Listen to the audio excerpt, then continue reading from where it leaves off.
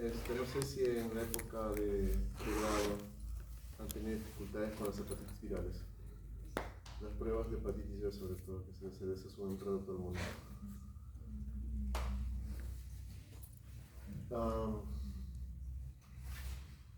¿Ustedes saben qué virus de hepatitis es más prevalente acá en el Perú?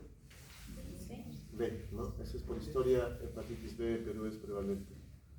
¿Piensan que la hepatitis C es un problema en el Perú? ¿En quién está asociada hepatitis C? ¿Qué han escuchado en el mundo? ¿Quién tiene más riesgo de hepatitis C? Eso es uno, muy bien. Pero acá, en estos tiempos es cada vez menos, pero en el pasado es cierto que sí. Había muchos médicos y enfermeros de áreas de hemodiálisis y que trabajan en gastroenterología y endoscopía que se han contagiado solamente por secreciones. Virus de hepatitis C es más contagioso que VIH, 30 veces más supuestamente. ¿Ya? Entonces, virus de hepatitis C, ¿quién tiene más riesgo aparte de personas de salud? Riesgo para contagiarse. O sea, de hacer forma severa, sí. El inmunocomprometido con hepatitis B, C, lo que fuere, se va a complicar. Eso sí es verdad, ¿no? Pero ¿quién tiene más riesgo de contagiarse? Así como el VIH, más riesgo de contagiarse que tenga relaciones sexuales sin protección, ¿no? Ya no es solamente que sea comunidad gay, simplemente que tenga riesgo de relaciones sexuales sin protección. Eso es un riesgo. Y en hepatitis C, trabajadores sexuales. También, muy bien, pero uno que tiene más riesgo y que es bien frecuente. No, acá por suerte no, pero cada vez está aumentando. ¿Qué tipo de drogadictos? Endovenosos. Es un gran problema en Estados Unidos y en Europa en las personas que usan drogas endovenosas, sobre todo heroína. Pero la heroína es una droga de mi época, ¿no? Incluso antes que yo, ¿no? Drogarse con heroína es muy costoso, ¿ya? Es muy costoso y poco accesible. Por suerte, a Perú no llegó mucho el consumo de heroína. Acá lo que se consume más es cocaína, pasta básica y marihuana, pero es lo que se dice, ¿no? Ahora hay muchas drogas sintéticas, ¿no? Por ejemplo, ketamina. Hay gente que consigue ketamina, que es un anestésico,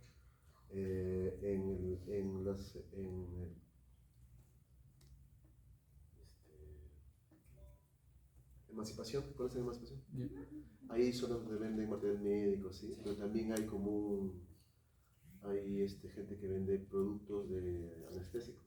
Y la ketamina es el de ahí. Hay gente que la compra y se inyecta. O sea, ketamina, que supuestamente era usado en los textos, ¿no? O en otros países se comentaba, también se puede usar acá. O sea, ¿qué usted quiere decirles? Que las drogas endovenosas también hay en Perú. ¿Ya? Heroína no es tanto el uso acá, por suerte, pero por ejemplo en Estados Unidos, en Europa, es más fuerte el uso de la heroína. ¿Por cómo se contagian con el uso de heroína? ¿La heroína tiene hepatitis C o qué? ¿Cómo se contagia? Usan compartiendo agujas. Es posible que yo tenga hepatitis C, pero como no tiene mucha plata, esa misma jeringa la comparten con el amigo. Es decir, vean muchos videos españoles de las épocas de los 80 en las cárceles, cómo compartían agujas. Hay grabaciones, tal cual. Y eso es quizás la forma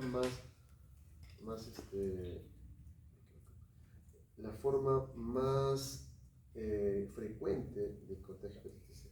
Entonces, lo interesante ahora, o lo revolucionario de la hepatitis C,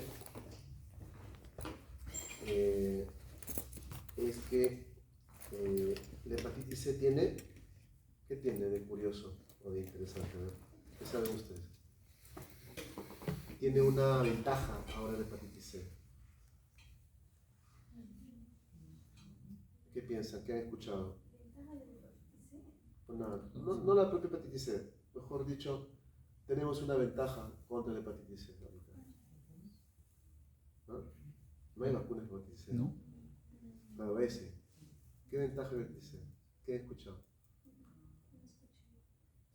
¿No? Se cura. Desde hace 10 años se cura. 10 años más o menos.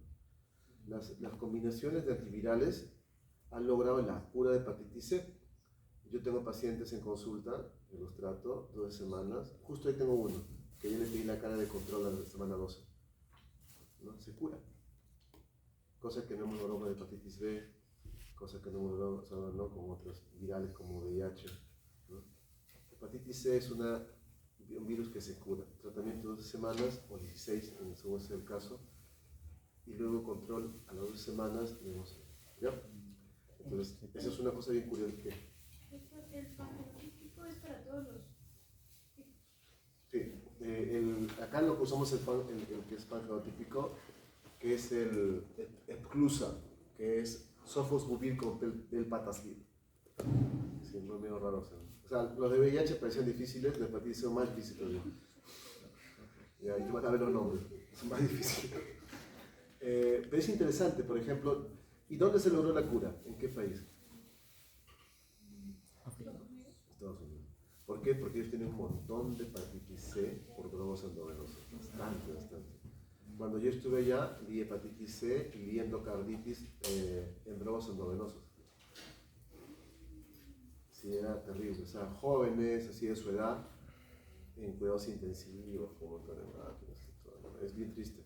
No, eso que ustedes ven en los videos es cierto, ¿no? O sea, no es mentira eso que ven gente tirada en el piso, eso es verdad. ¿Alguno de ustedes ha viajado, ha visto? Sí, bueno, cuando vayan, bueno, uno tiene que experimentar todo, no solamente Disneylandia, quizás. Tratar de otras cosas, y sí es bien triste ver eso, ese lado. Tampoco que no vayan ahí porque es peligroso, ¿no? Pero uno pasa a veces por los hospitales. ¿Dónde están ubicados los hospitales en Estados Unidos? Es como acá en Perú, están ubicados en zonas de suburbios, pobres.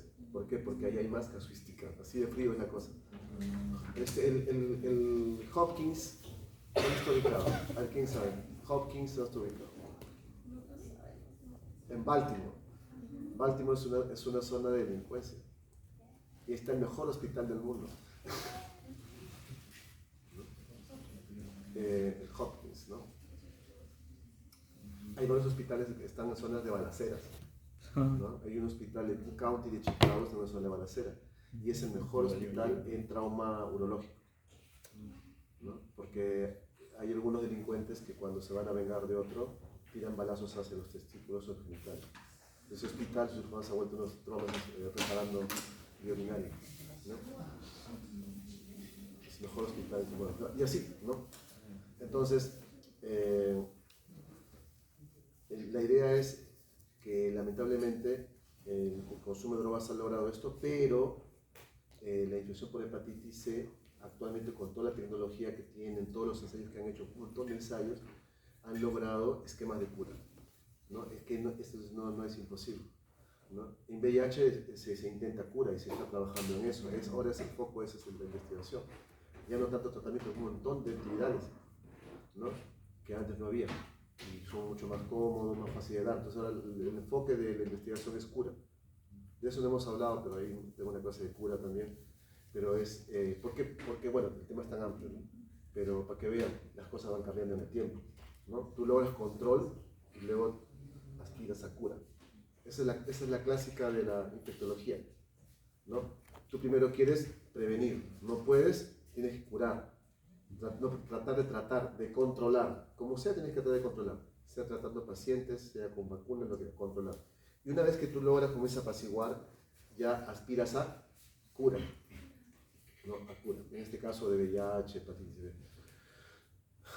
Y bueno, se está en ese camino con VIH, ¿no? Hay que tratar de cura, ¿no? Entonces vamos a ver un poco de hepatitis. De por sí no es nada difícil, el único quizá que es difícil es el B. ¿Por qué motivo es difícil el B? Porque tiene varios marcadores serológicos, ¿no? No, marcadores serológicos. Antígeno australiano, anticore total, IgM del core, IgG del core, antiantígeno australiano, antígeno E, antiantígeno, carga viral, ¿no? Son como 7. Y yo cuando estaba en la facultad de medicina, como ustedes también, me hacía unas bolas para entenderlo. Pero la cosa, y... ¿Ah? Nos ha hecho una memotecnia. ¿Sí? ¿Quién? ¿Nos va a hacer una memotecnia? No, les voy a explicar. Yo creo que las mnemotecnias son bastante útiles si lo entiendes. Una vez que lo entiendes, tú creas tu mnemotecnia. ¿Eso no han visto eso? puedes crear tu mnemotecnia, puedes hacer canciones, incluso. Esas cosas sirven, ¿no? Yo hacía las canciones, mis canciones, o las rimas. Claro, uno crea, pero lo que se estimula, idealmente para que haya buen aprendizaje, es que tú lo hagas, no que copies de otro. O sea, tú generas tu propia mnemotecnia y te va mucho mejor que copiar la mnemotecnia de otro, ¿no? Eso se lo digo, pero sí está demostrado también. Esa afirmación es cierta. Entonces, hepatitis, ¿no? La idea de la hepatitis, ¿qué cosa es? Es inflamación del hígado nada más. Y la inflamación del hígado, ¿a qué obedece? A infecciones, a cuadros inflamatorios, ¿no? A drogas e incluso cáncer. El cáncer, cuando hay infiltraciones agudas, puede provocar inflamación. Pero miren ustedes toda la cantidad de virus o de gérmenes que pueden provocar inflamación.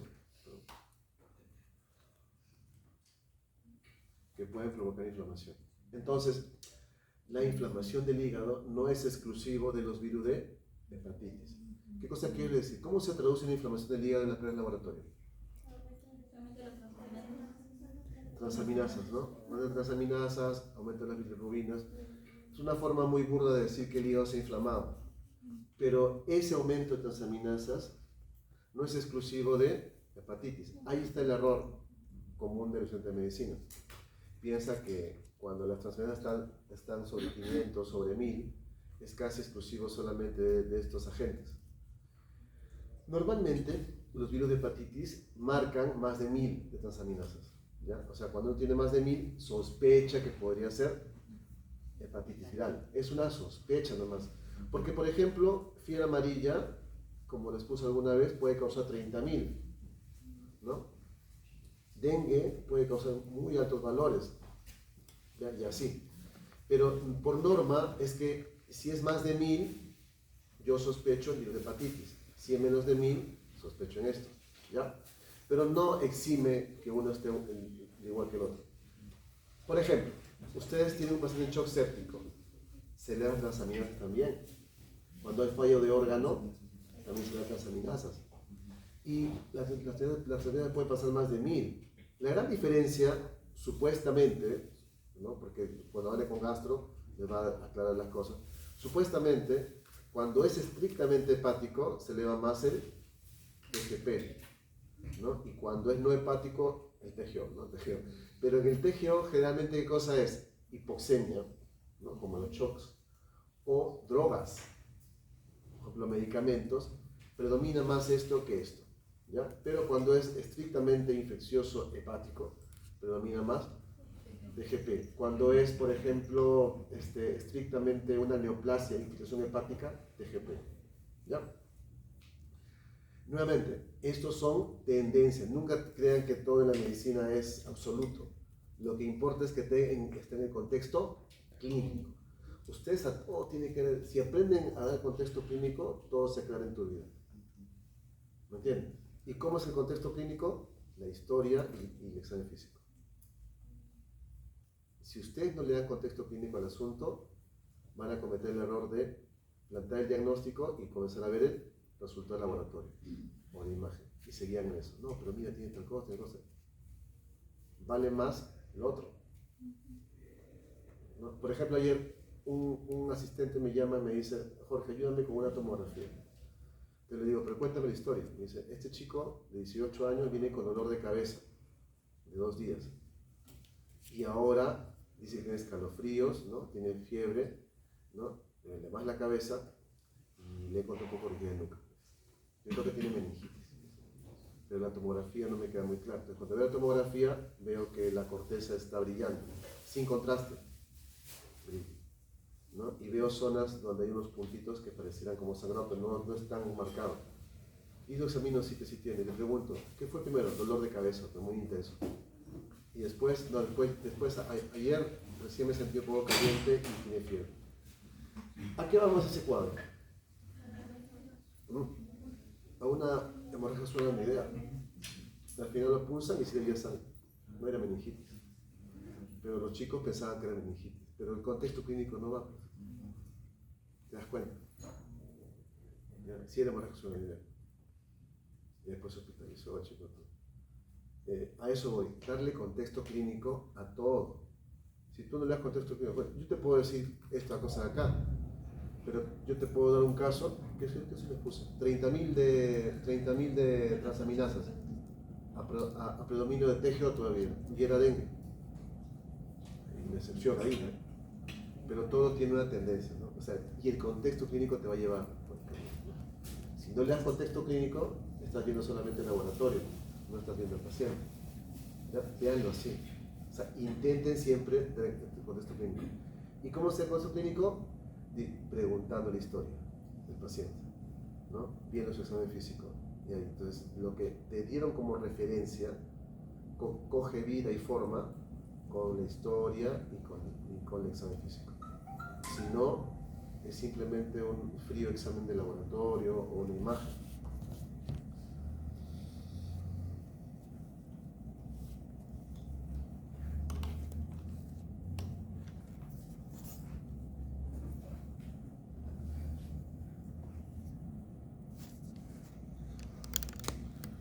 Ok, entonces, las hepatitis virales, el VIH, siempre ha sido un problema en todo lo que es hemisferio sur, ¿no? Si se han dado cuenta, cuando conversamos sobre tropicales, casi todos los problemas de salud de infecciosas están en el hemisferio sur, ¿no? Llámese Sudamérica, Centroamérica, la parte de Asia y de África, ¿no? Ven, todas las catástrofes pasan ahí, ¿no? Igual también pasa en el hemisferio norte, pero digamos que de otra forma, ¿no? Económica. Y siempre ha sido la preocupación por parte de la OMS en la tuberculosis y la malaria, y siempre colocan la hepatitis. ¿Ya? La hepatitis todavía sigue siendo un problema hasta la actualidad, ¿no? El VIH se ha controlado, la hepatitis B, por ejemplo, no logramos un buen control. Seguimos con los mismos medicamentos desde hace muchos años. Pero, ¿por qué será? Y así les digo, y la respuesta es bien, bien fría. ¿Por qué creen que la hepatitis B no tiene tanto control como ya lo logró con la C? Como están haciendo con TB ahora, por ejemplo. Se está controlando, están creando nuevos esquemas. ¿Por qué creen? Resistencia. Algo más político. Porque no les interesa a los países desarrollados. Porque no los atacan. La TB ya está llegando a Estados Unidos, el caso de TB. No una gran cantidad, ¿no? Pero sí les interesa. Ahora les interesa. Estados Unidos ha comenzado a invertir bastante dinero a partir del 2014, 12 a 14, a partir de ahí invertir un montón de dinero. Los mejores ensayos de tuberculosis están hechos por ellos, ¿no? Pero antes de eso no había mucho TB. ¿Qué cosa provocó la TB? La migración y el VIH. Venezuela. Las dos cosas, ¿no? No, Venezuela es un problema reciente. No, No, el VIH y la migración logró que la TB aumente. Y ese es su problema. Hepatitis C fue un problema. Mira cuánto han invertido y han logrado la cura. ¿Cuánto han invertido en VIH? Les fue un problema y han logrado un medicamento, no es una pastilla. ¿Entienden? Con proyección a cura. O sea, sí se puede hacer las cosas charas. ¿Les interesa? La misma droga que seguro les he enseñado a Dr. Nina, que yo les he enseñado también, es la misma. Es más, corre el peligro de que no se fabrique más. El esmidazol, ¿no? Así de frío es. Así no tiene. Hidatidosis. No hay mucha ciencia. Lo mismo que enseña el doctor, le enseñó yo, o me enseñó a mí, ¿no? Esas se llaman neglected diseases, ¿no? En tropicales le dicen enfermedades atendidas, que no tienen investigación básica, clínica y tratamiento. O sea que hay un vacío en investigación en esas áreas para mejorar el control de la enfermedad. ¿Bien? En ese rubro hay muchas, y una de ellas es hepatitis B, aunque parezca mentira, ¿no? Entonces vean ustedes A, B y C, y nosotros siempre estamos bien caracterizados por el B sobre todo. El C, también tenemos problemas con el C. En las últimas evaluaciones, digamos, en el lapso de los últimos 10 años, ha habido encuestas, estudios de serologías de banco de sangre, y sí se ha encontrado una cierta prevalencia de hepatitis C. no es que no exista, sí existe. Los mejores, o mejor dicho, algunas buenas bases de datos son los bancos de sangre. ¿Por qué? Porque en los bancos de sangre, ¿qué sucede? Se analiza y puedes, aunque no es el mejor muestreo porque es bien aleatorio, o sea, perdón, ni siquiera aleatorio, es muy sectorizado a un grupo de personas que van a ser calificadas, porque no todos califican. Si mide menos de 1,55 m, creo, no pasas. Si tienes una hemorroidia, no pasas. Si te han hecho un tatuaje, te están haciendo todo, preguntándote que cómo fue, qué cosas, ¿no? Con cuántos gente te has acostado, ¿no?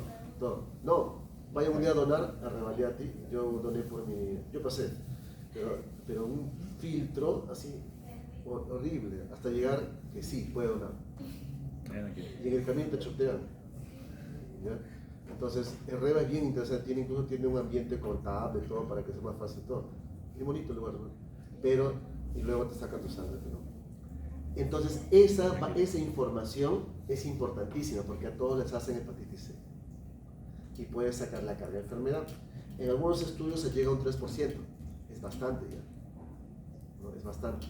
O sea, hepatitis C sí hay en el Perú, no es que no haya. No es que esté circunscrita a quién, a personas que trabajen con salud o que estén cordializados, no, sí existe. Y podría aumentar un poco más, ¿por qué? Lo que les comenté, en Perú ya se consume drogas endovenosas, ¿no? Ahora, no creo que todavía estemos en la precariedad del consumo, como había en los 80 acá en Perú. Ustedes no han nacido, pero en los 80 sí había consumo, digo precario, en el sentido de gente tirada.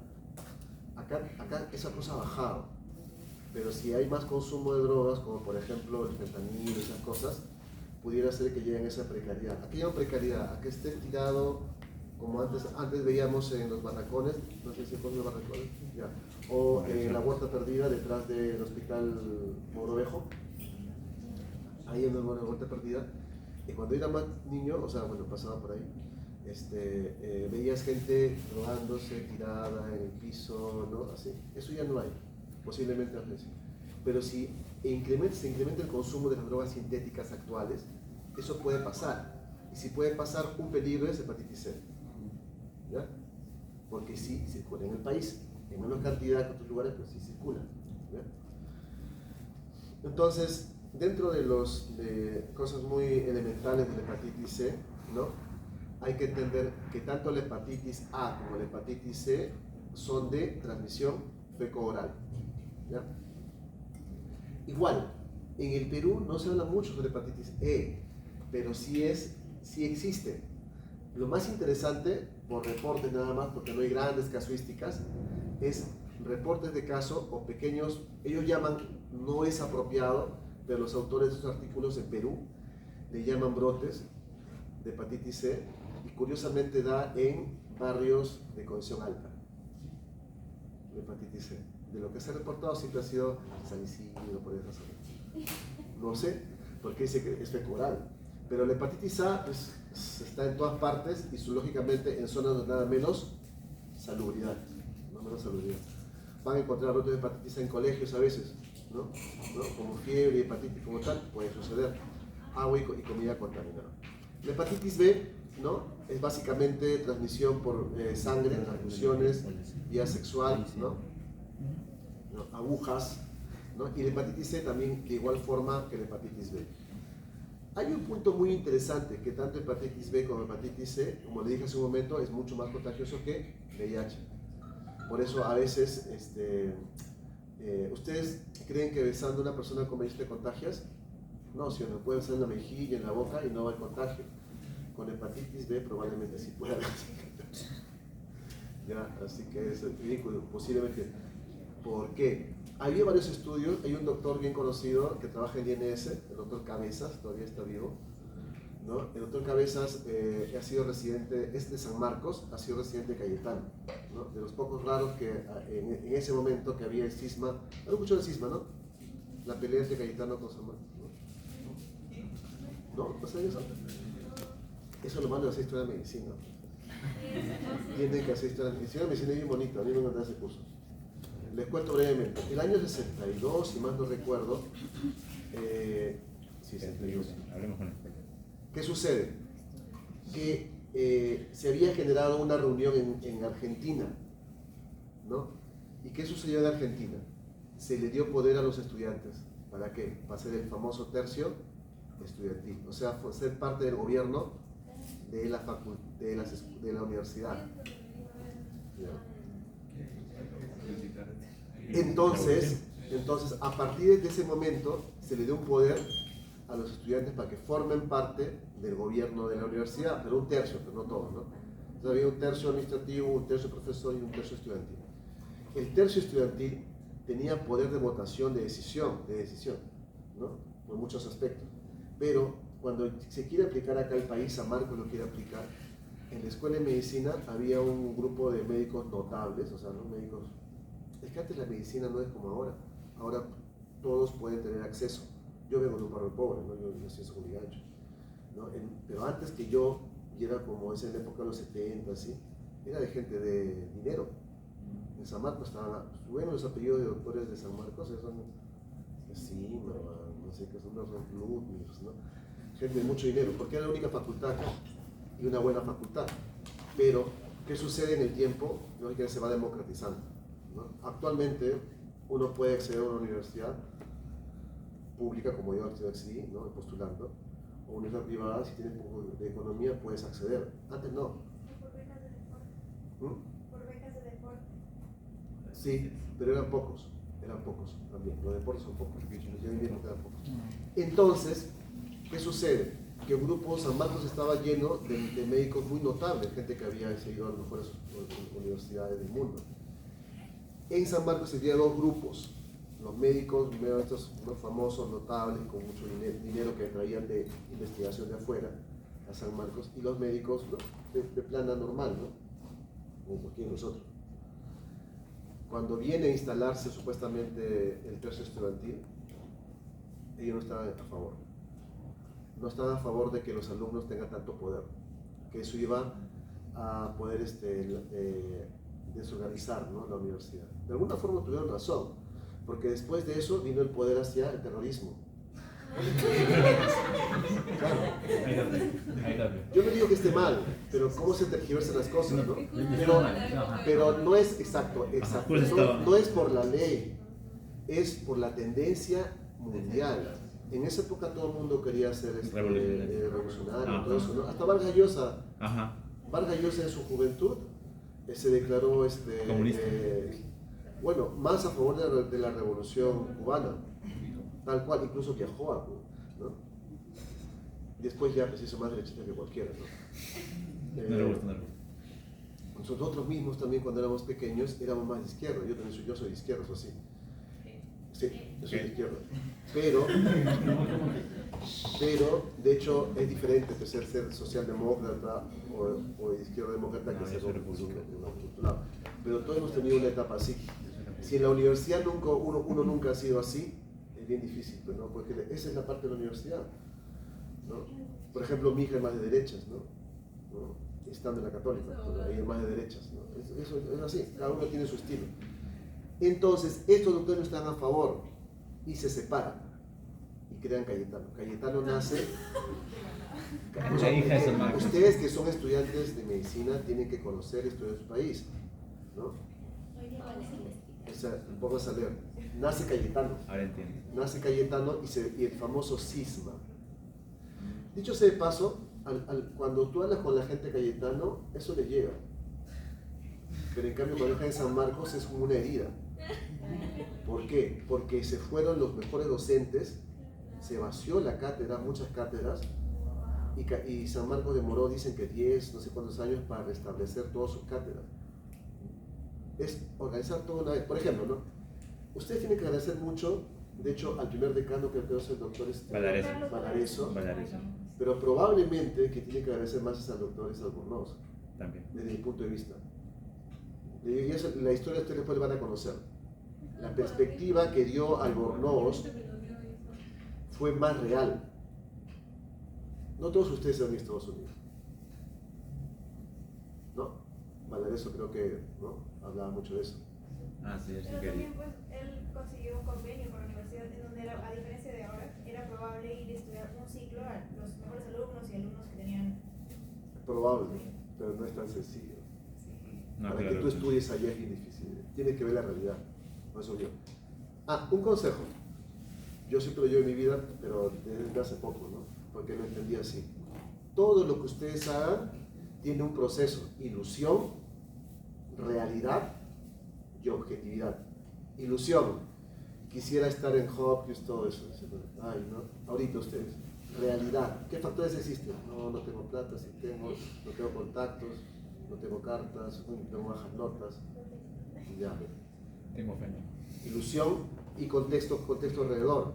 Objetividad: no llego a Hopkins, pero podría ir a la Complutense, ¿no? Ahí sí puedo ir. ¿Se dan cuenta? Si tú vives en la ilusión y no ves la realidad, es bien difícil que des objetividad. Ese es mi comentario quizás sobre la contraposición entre Valadez con... Él fue más real y objetivo. Logró varias sedes, ¿no? Entonces, a eso voy. Entonces, muchas de esas cosas se tuvo que valorar y ahí nace el cisma. A ellos sí les dolió bastante. Hasta dictan clases de eso en San Marcos. No sé si ahora, pero en mi época nosotros éramos 4 facultades en Lima. Mi promoción es la última facultad de 4 facultades, ¿no? Porque después de la mía nació Ricardo Palma y San Juan Bautista, ¿no? Yo soy parte de historia. Entonces, 4 facultades de medicina. Entonces éramos San Marcos, Villarreal, Cayetano y San Martín. Entonces cuando íbamos a hospitales como Loaiza, ¿no? O 2 de Mayo, se veía la diferencia en cómo peleaban o discutían los alumnos, competían. Y nosotros mirando, ¿no? Como sale ese meme que come canchita igualito. Y yo digo, ¿qué tiene son cosas tontas para nosotros, ¿no? De vida real, ¿no? Y cuando hice mi internado, hice con gente de San Marcos, y yo me di cuenta que a los de Cayetano les llega. Ese tema es una cosa que pasó. Los de Cayetano, los de San Marcos se llegan con la herida. Esa es parte de la historia de la medicina. ¿Ya? Traten de leer un poquito. Hay bastantes libros de historia de medicina en el colegio médico, ¿no? Sobre historia de medicina peruana. Hay cosas muy interesantes, ¿no? Por ejemplo, el control de la hepatitis B es gracias al doctor Cabezas. ¿Por qué? Porque él es ayacuchano. ¿Y dónde hay más hepatitis B? En Ayacucho. Cirrosis hepática en personas de 10 años, 15 años. Eso ya no se ve. ¿Por qué? Por la vacunación. ¿Quién empuja la vacunación en el Perú para hepatitis B cuando recién naces? El doctor Cabezas. Después de 30 años uno tiene que agradecerle. Gracias. Yo ya no veo cirrosis hepática en niños. Yo sí lo veía antes. ¿Y dónde venían? De Huanta. Pensé que todavía la provincia, Huantes, ¿no? Era bien triste. De vez en cuando verás a uno, pero ya no se ve tanto como en esas épocas. ¿Por qué? Porque están vacunados. Ustedes están vacunados. A partir de los 90 ya hay vacuna generalizada para hepatitis B. Yo no estaba vacunado. Yo recién me he vacunado cuando yo entré a la escuela de medicina. ¿Entiendes? ¿Cómo se llama ese libro? ¿Ya? Entonces, ¿El libro de la historia de medicina tiene un título o son varios? no, Iván, tú buscas en el colegio médico y puedes, hay unos estantes muy bonitos. La hepatitis era la que causa B. No, la A es fecoral, es más rápida. La B es la que es el problema, la más endémica del país, de la zona de las sierras. ¿Ya? ¿Cómo se transmitía en niños? Por perinatal. Perinatal 1, y ahí viene mi comentario, también por secreciones. El doctor Cabezas encuentra asociaciones en el hecho de que hay personas que no tenían hepatitis B y que convivir, ¿no? Secreciones, o sea, lo único es que él concluye que la convivencia diaria con personas con hepatitis puede contagiar. ¿Por qué? La única forma son secreciones, se ha demostrado por secreciones, sí está demostrado. O sea, sí hay contagio, no estrictamente por relación sexual y no estrictamente por transfusión de sangre, por secreciones. ¿Ya? Entonces, por eso le decían, son de broma, ¿el beso constituye peligro? Parcialmente sí. No, claro, si te ves así normal no hay problema, pero si te das un beso más profundo, podría haber, ¿no? cosas más agresivas. Podría existir, ¿ya? Entonces, otro punto importante es, hay hepatitis aguda y crónica. Normalmente, la hepatitis A, la hepatitis B y la hepatitis C pueden hacer formas agudas. Es bien raro, chicos, que la hepatitis A se cronifique, ¿ya? No se cronifica, así que si alguien le dicen, está mintiendo. Pero sí, la hepatitis A puede ser formas fulminantes también. No es lo común, pero sí está escrito hepatitis A fulminante, está descrito, ¿no? Pero no es lo común. Crónicas, sí, la B y la C, eso sí es conocido, ¿no? Son las que pasan el tiempo. ¿Y qué pueden originar en el tiempo? Cirrosis y cáncer. En el peor escenario, la C más la B, o ambas, pero la C más la B, provoca manifestaciones extrahepáticas. Por ejemplo, a la C hace crioglobulinemia, hace artritis, puede hacer encefalitis, ¿no? Un desastre es la C. Desde el punto de vista extrahepático, hace mucho más vasculitis, enfermedad renal, glomerulopatías. O sea, es más sistémico. Igual también la B, pero en este caso la C mucho más, ¿no? En la parte aguda, generalmente, el tratamiento de soporte, ¿ya?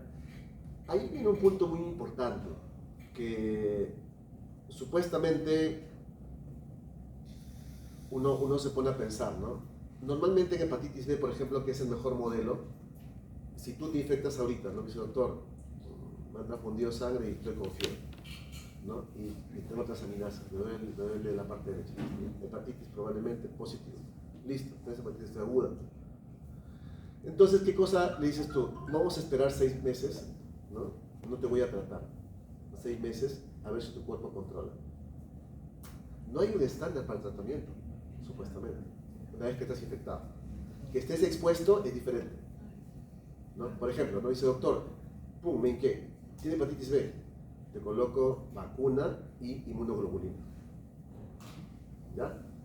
Pero si tú me dices, doctor, hace 2 semanas estoy con fiebre así, visitas hace un mes, salí con alguien, está con él, positivo, ya pasó un mes. No hay un estándar que se trate. Mucha gente espera un tiempo hasta ver si tu cuerpo controla, y si no, se cronificó y ahí planificó el tratamiento. Bien variable, ¿ya? En C tampoco hay una estricta cosa para el tratamiento, ¿ya? Es soporte. Por eso digo, el tratamiento es estrictamente soporte. Es decir, porque en la forma aguda tú vas a estar tirado, convaleciente, amarillo, orinando cargado, no sé, ¿no? Y luego vas a estar mal por un tiempo hasta que te restaures. ¿Sí? Hepatitis B, hepatitis C agudo significa que también se puede resolver el tratamiento, como también se puede extender. Exacto. Sí. Es un tema eso, ¿no? Pero nadie sabe quién sí, quién no.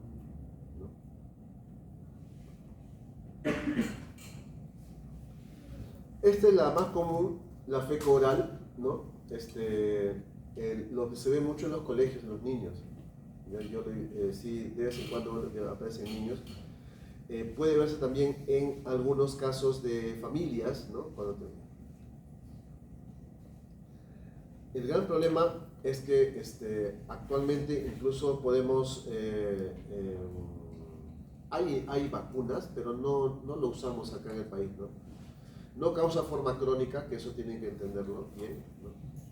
Pero el cuadro clínico es bastante, golpea mucho a los pacientes, ¿no? Los debilita bastante, ¿no? Algo así como el CMV, que les comentaba, ¿no? Los deja laxados por lo menos unas semanas, unos meses, ¿no? La forma de hepatitis o fulminante o falla hepática por hepatitis A sí se ve, yo lo he visto un par de veces, ¿ya? Que incluso se plantea trasplante, ¿no? En otros países, cuando hay un cuadro bien severo, se plantea trasplante, ¿no? Acá en Perú no es tan fácil esto, ¿no? La vacunación, ¿no? Acá, como digo, existen, pero acá en Perú no hay hepatitis, ¿no? A pesar de que tenemos un buen sistema de vacunación. La transmisión es estrictamente feco-oral, ¿no? Es decir, comida contaminada o manos no bien aseadas, ¿no? Y eso al final, pues, el ser humano es el huésped natural, ¿no? Y el cuadro clínico como tal, como digo, puede ser de forma leve, moderado, hasta grave, ¿no? Pero no es lo más frecuente, ¿no? Eso sí tengan en cuenta. Pero cuando tengan hepatitis fulminante o cuadro de falla hepática, planteen eso. Justo ayer hemos tenido una paciente con falla hepática en el hospital, una señora de 60 años, que fue cayendo su estado de conciencia. Para que tú digas es falla hepática, hay varios componentes, pero uno más importante es la encefalopatía. La encefalopatía. Se va planchando hasta que incluso hay que intubarla, ¿no? Y ayer justo a las 6 de la tarde se tuvo que intubar. La señora se puso muy mal y en la mañana estaba bien. O sea, era falla hepática aguda de los últimos, por ejemplo, las últimas 2 semanas se fue hundiendo, ¿no? Y comenzó con un cuadro de hepatitis, pero le hemos tomado A, B, C, le hemos buscado todo y no hemos encontrado. O sea, no encontramos. Estamos pensando que es autoinmune o para neoplasia, que tiene una masa en el abdomen, y hemos atacado. Justo que vamos a tomar el ataque para buscar una neoplasia, en su Glasgow de prima. No le vamos a llevar al tomógrafo. Yo ya me retiré a las 7. ¿No? Entonces el siguiente turno estaba tratando de definir, pero se estaba yendo la señora. Las fallas hepáticas son así, ¿no? Pues te puede matar en menos de 5 días, una semana. ¿No? La prevalencia, la transmisión, ¿no? Ya les había dicho, ¿no? En los hogares, como les decía, ¿no? Por vía sexual. Ahora, por vía sexual no es por secreciones, no es por secreciones de semen o de secreción vaginal, es por hábitos. Porque a veces en el hábito sexual, al hacer la felación, ¿no? O actividad de sexo oral, ¿no? Sea por vía regular, por ejemplo, vaginal o sea anal, puede predisponerte a contaminarte, ¿no? Si es, por ejemplo, una relación sexual fecal-oral, eso es el problema, te puedes contaminar, ¿ya? Entonces, esos hábitos pueden ver, ¿no? Estar en un solo ambiente, ¿no? Está acá.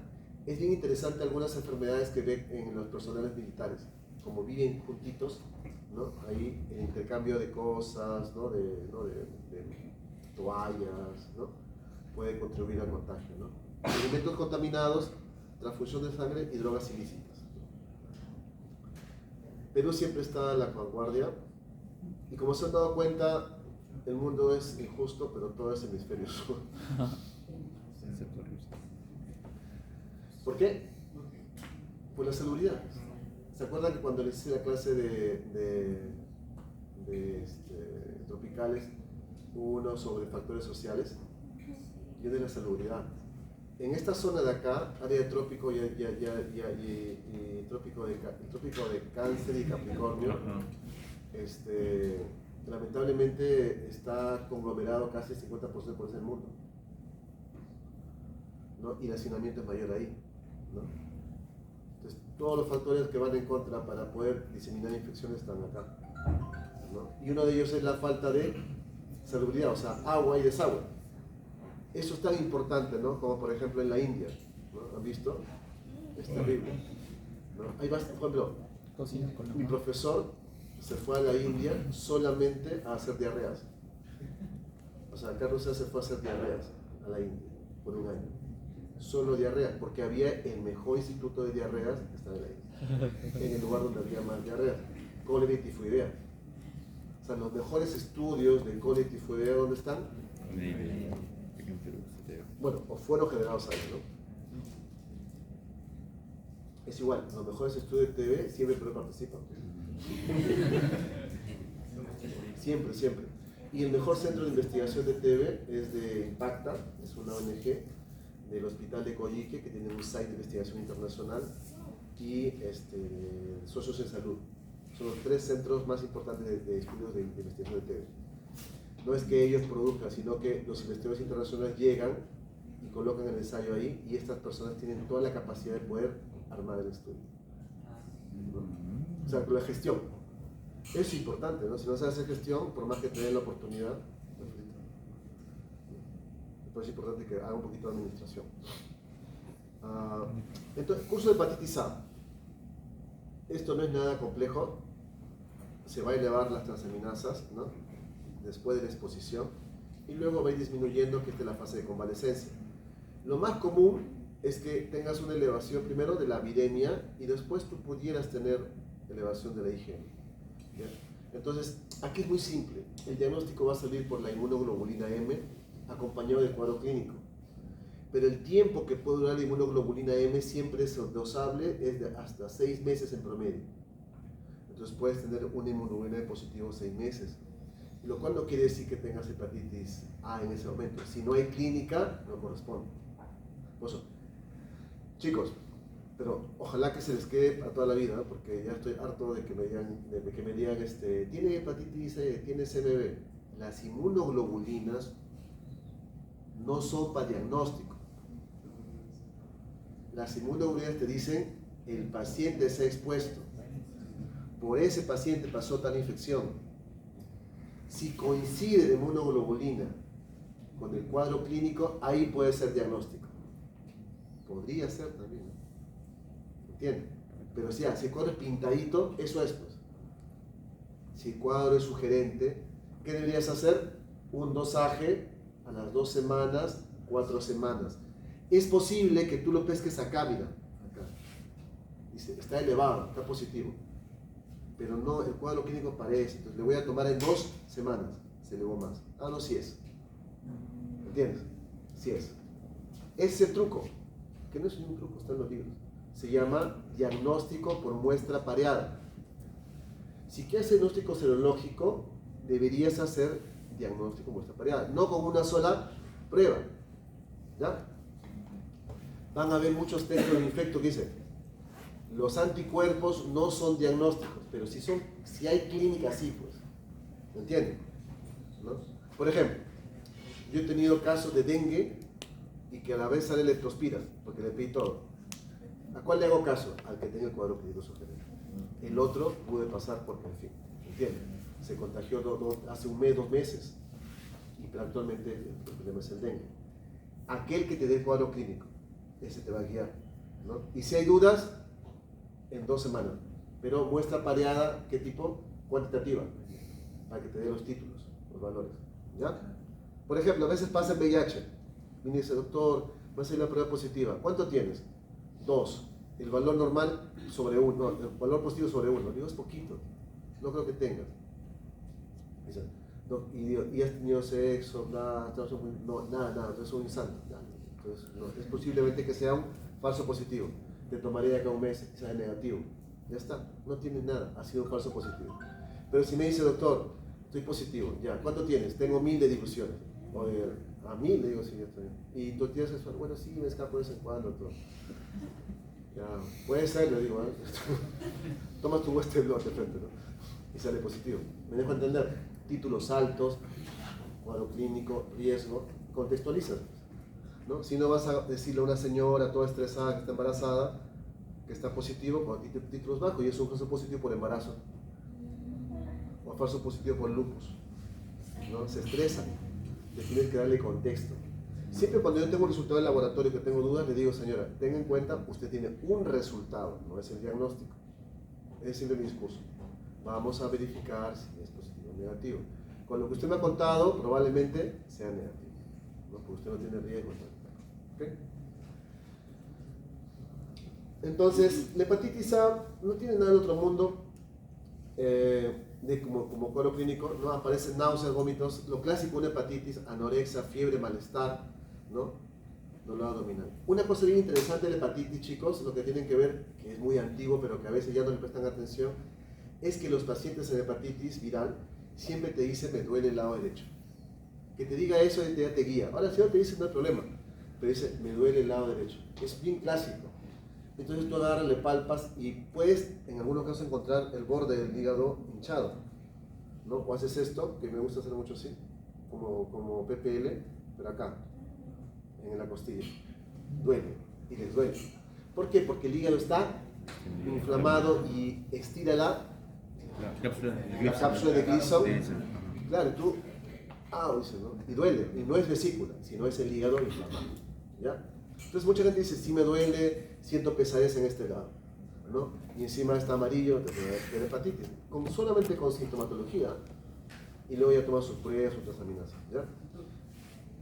En la fase, como en la que presenta ictericia, no es en las primeras semanas, ¿no? No, después, es posterior, sí. Las primeras semanas es fiebre y dolorcito. Sí, Sí, ¿no? dolor. Ajá, hay dolorcito y náuseas, vómitos, ¿no? En los primeros días. No se pone amarilla inmediatamente. Por eso que la gente a veces se confunde, no sabe esa hepatitis, pero tiene que darle contexto, pues, cómo es, cuando le duele más, todo así, ya, uy, no va a ser hepatitis. Yo generalmente, no siempre, pero cuando viene la paciente a consulta, mi laboratorio es bien básico, ¿no? O sea, yo lo examino bien y generalmente siempre hago esto, ¿no? Pido un hemograma, un PCR, transaminasas y creatinina y examen de orina. Con eso me guío. Entonces más o menos voy viendo lo que no me guío y voy viendo qué cosa puede estar alterada. Y hago el match, ¿no? Más o menos con el examen físico, todo eso. ¿Por qué? Porque muchas veces, no, como le dije esa vez, no pueden ustedes evaluar bien el hígado ni el riñón. A veces tienes que valerte de una ayuda con el laboratorio, pero el laboratorio no tiene que guiarte, sino lo que el paciente dice, ¿no? Más o menos. Complementa tu examen físico, eso nada más. Las manifestaciones extrahepáticas, que son un montón, ¿no? Esto es más común en quién? En hepatitis C, ¿ya? Pero también lo da el A. Dicho sea de paso, a lo mucho que yo he visto ha sido glomerulonefritis y nada más, porque la verdad que no es tan frecuente que la hepatitis A dé tanto problema, pero sí he visto glomerulonefritis por hepatitis A. Doctor, ¿eso solamente cuando hacen terminando? No. ¿O así? No, puede ser cualquier persona. Mucho depende de tu inmunidad, ¿no? Si tu inmunidad está bien, probablemente vas a localizar solamente lesiones hepáticas. Si tu inmunidad está baja por alguna razón, puede hacer formas extrahepáticas, ¿no? Es bien variable. Complicaciones, hepatitis colestásica, ¿no? Puede estar más de 3 meses. Y puede haber obstrucción de vía biliar por la colestasis, que es bien graciosa. O sea, ¿qué llama colestasis? Que la bilis se ponga espesa. Y tratamiento es solamente soporte, no hay tratamiento. Vacunación, y esto, aunque parezca mentira, esto es más importante. Hay un alumno de 6º año que está haciendo un estudio bien bonito, estamos ayudando a su tesis, es determinantes sociales y obesidad. O sea, por ejemplo, pobreza, acceso a salud, sueldos, ¿no?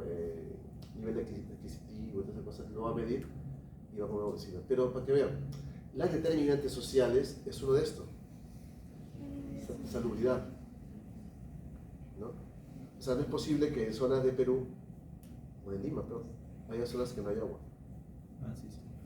Hay, ¿no? Caraballo, las zonas periféricas. En las zonas acá arriba, las invasiones, no hay agua. ¿No? Tacho y ese riesgo de dengue, ¿no? O sea, todo es un problema, ¿no? Entonces, eso se llama determinantes sociales. Ninguna enfermedad se va a curar al 100% si no controlas las determinantes sociales. Siempre se dijo que las determinantes sociales son importantes en infecciones. Mentira. Las determinantes sociales son en cualquier enfermedad. Por ejemplo, ¿no? La obesidad, que me encantó la idea de este chico. El pata no va a dejar de ser obeso si no tiene buen sistema de salud, buena educación, si no tiene buen sueldo, porque va a comer cualquier cosa, pues, ¿no? Carbohidratos, grasas, ¿no? O no va a hacer ejercicio porque trabaja todo el santo día, ¿no? O sea, el que tiene chance económica, ¿no? Y que tiene oportunidad de hacer un poquito de ejercicio, ¿no? Eso te ayuda un montón. Pero esa persona no la tiene, vive en el día a día y al final van a acabar obesos, ¿no? Y con enfermedades cardiovasculares y todo eso, todo lo que viene atrás, ¿ya? Y eso es determinante social. Por eso, tengan en cuenta eso. Uno puede estar en medicina bien bonito, todo, pero, y ser muy asistencial, tal pastilla para tal cosa, tener de memoria, pero si tú no contribuyes, por ejemplo, sabes que, verdad que no puedes correr, pero si quieres te sentadillas, ¿no? Unos 5 minutos, ¿no? Algo, ¿no? O trata de comer menos pan, pero no sé. Hagan la entrevista, a ver, cuando roten, a mí me encanta hacer esa pregunta. Cuando van con diabéticos que están hospitalizados, señor, pregúntenle, ¿le gusta la Coca-Cola, le gusta la gaseosa? Y te van a decir que sí. Y le van a decir, ¿es difícil dejarlo? Y te van a decir que sí. Y bien triste eso. Es difícil dejar las bebidas azucaradas. Bien difícil. Para uno mismo es difícil, es para ellos peor todavía, ¿no? Ok. ¿Quiénes deben vacunarse? En otros países se vacunan todos, pero aquí en Perú no tenemos esa vacuna como tal. Menores de 1 año, que van a zonas endémicas. Perú está catalogado como zona endémica. Personas con enfermedades crónicas, ¿no? Con hepatitis B, hepatitis C. ¿Por qué? Porque imagínate tienes hepatitis C y encima te cae la pobre hígado, ¿no? Trastorno de coagulación. Cuando tú eres hepatitis, chicos, se prolonga el INR un poquito. O sea, por más de que sea una hepatitis suave, se altera tienes trastorno de coagulación un poquito. Pero si ya de por sí tienes, digamos, una alteración hepática por un cáncer, hepatitis A, te va a complicar más. Y hombres que tienen exceso con hombres, ¿por qué? De lo que había dicho, ¿no? Por los hábitos sexuales, ¿no? Dentro de la comunidad gay, el famoso beso del ano es bastante frecuente, ¿no? Entre ellos, ¿no? También heterosexuales, pero de hecho mucho menos que entre ellos, ¿no? Esa es la vida real, chicos. No, cuando uno está trabajando al menos en ITS, uno tiene que preguntar de todo en esta vida, ¿no? Yo siempre digo, nunca dejo de asombrarme cuando hablo con pacientes. Me salen con unas nuevas. Sí. Pero esto es lo más frecuente. Okay. Y esta es la prevalencia de hepatitis A, ¿no? Es bastante variable, ¿no? Va en función de los años. Y de hecho, sobre todo en población pediátrica, ¿no? Este es el gran problema. Toda la vida es así. No, todo lo que sea fecal oral es por salubridad, ¿no? Lamentablemente. Curso benigno, no hay mucha hepatitis fulminante y hay vacuna, que eso es una ventaja. Hepatitis B, que esta es la que da más miedo.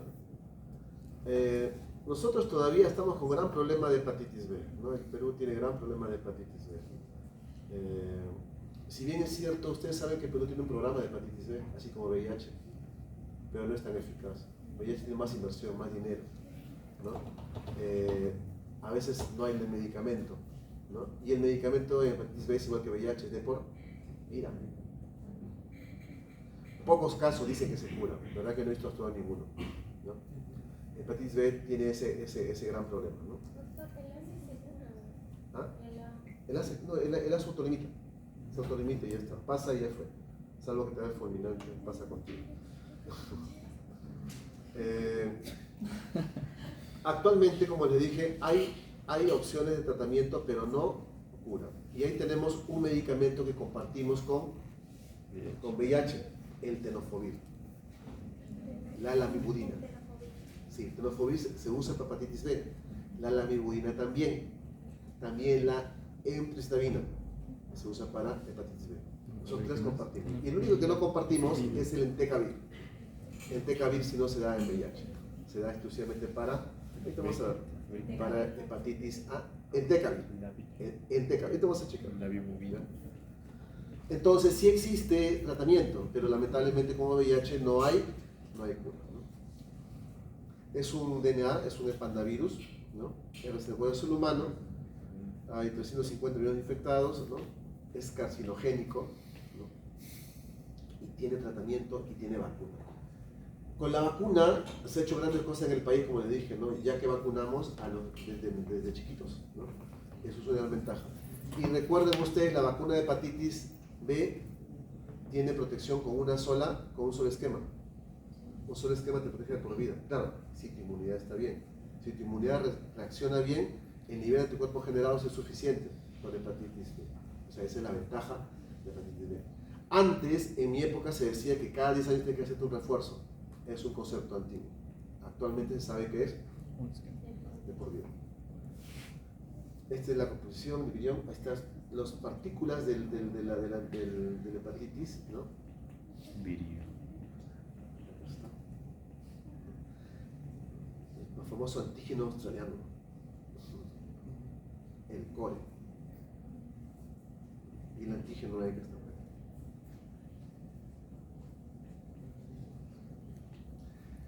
por ahí. Hay tres puntos que debemos entender, ¿no? El antígeno australiano, ¿no? De superficie, el core de la cápside viral, ¿no? Y el antígeno E. Y lo que viene a ser ver la carga viral, ¿no? Cuál es el propio DNA, ¿no? Con eso es que nos basamos más o menos para el diagnóstico. ¿no? Una vez que ingresa, se genera, ¿no? Este complejo, ¿no?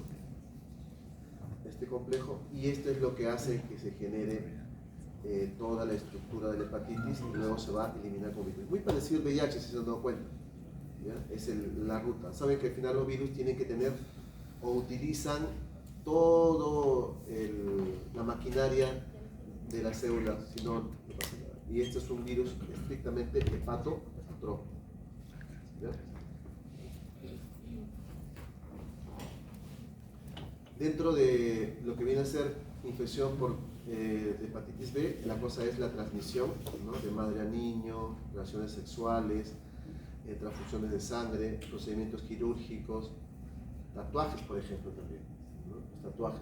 Actualmente los tatuajes han mejorado bastante, ¿no? Mejor dicho, los cuidados. Antes creo que tatuaban, no sé si usaban la misma aguja, pero había mucho riesgo con tatuaje. Ahora los centros de tatuaje ofrecen bastante. Ahí vaya un centro, bueno, un buen centro, ¿no? Las agujas, ¿no? Las agujas ya individuales, descartables, ¿no? Con todos los cuidados, todo. Pese a eso se infectan a veces, ¿no? Porque a mi mamá tocado muchos infectados por tatuajes, ¿no? En Miraflores hay bastante gente que se tatúa, Good Hope sí viene, ¿no? Mucha gente se tatúa en Miraflores, bastante gente, ¿no? Ahora es hecho de moda, ¿no? Entonces, en todo brazo. ¿De acuerdo? Y a veces se infectan. Entonces, bueno. Perú siempre está en la vanguardia. Un problema es esto. Nosotros tenemos un problema de la hepatitis B en áreas de la sierra, o sea, Ayacucho, Apurímac, ¿no? En la zona de Cusco, Puno menos, ¿no? Pero esa zona de Ayacucho, Apurímac es bastante prevalente. Independientemente de eso, lo que viene a ser la migración, ¿no? De las zonas de la sierra hacia las zonas de la costa, que ocurrió en los 60, los 50, también ha provocado que se expanda la infección. Por eso que hepatitis B en su momento está distribuida en todo el país. Hay focos fuertes, ¿no? Como es en Ayacucho, pero está distribuido en todo el país. Posiblemente la vacunación es lo que ha logrado que ya no aumente el número, ¿ya? Que no aumente el número. Ahora sí vienen a marearse, ¿ya? Y eso lo vamos a hacer. Quiero ver si hay la tabla. Acá está. Ya, sí está la tabla. Pero se lo voy a pasar a explicar. Cuando tú te vas a infectar, ¿no? o te infectas de hepatitis, tienes que ver el juego de antígenos y anticuerpos, ¿sí? Entonces miren ustedes acá. El antígeno australiano se tiende a elevar, ¿no? Al igual que el core total. No se pinta, doctor. Ahí está. No, es que está encima del. Está encima. Acá está. Ya. Voy a poner acá. Se eleva. Ya. El total, el core total, chicos, recuerden, tiene dos fracciones. IgM e IgG. ¿Ya? Entonces, ¿qué sucede? Cuando uno se infecta, es posible que se eleve el antígeno australiano en superficie, en la parte aguda, pero a veces demora en la elevación. Entonces, el que te tiene que marcar el diagnóstico, si le preguntan a ustedes cuál es la prueba diagnóstica para infección aguda por hepatitis B, es el IgM del core, no core total, del core. O sea, el antígeno, la inmunoglobulina M del core, ¿ya? Si en el pasar del tiempo el paciente se expone, como que está acá, es el IgG. ¿Sí? El IgM, que está acá, ¿no? El IgM del core es el que te marca el diagnóstico, ¿no? Como tal, ¿ya? Puede también estar elevado el australiano, como que no también. Por eso va el primer error. Cuando ustedes van a consulta, el médico internista le pide solo le pide el antígeno australiano, nada más, de superficie. Y después le pide también sífilis, le pide hepatitis C. No le pide ni el core total y no le pide el antiantígeno. Entonces, ¿ya? Nuevamente, si tú te contagias, lo primero que vas a buscar idealmente es el IgM contra el core. Puede también elevarse el antígeno australiano. ¿Está bien? Listo. Pasa el tiempo y va a disminuir el IgM, ¿no? Va a permanecer el core, o sea, el IgG del core, acá, va a permanecer, o el core total, ¿no? El core total. Pero después de un tiempo que ya por el cuadro, tú vas a generar inmunidad. ¿Con qué? Con el antiantígeno australiano. O sea, tu inmunidad se genera. ¿Con qué? Con el anticuerpo continuo especial. Entonces, cuando te vacunan a ti, no te has expuesto contra hepatitis. De frente han puesto antígeno australiano, ¿para qué? Para que generes anticuerpos. Por eso, ¿cuál sería tu serología si tú estás vacunado contra hepatitis B? Anticuerpos, continuo especial, nada más.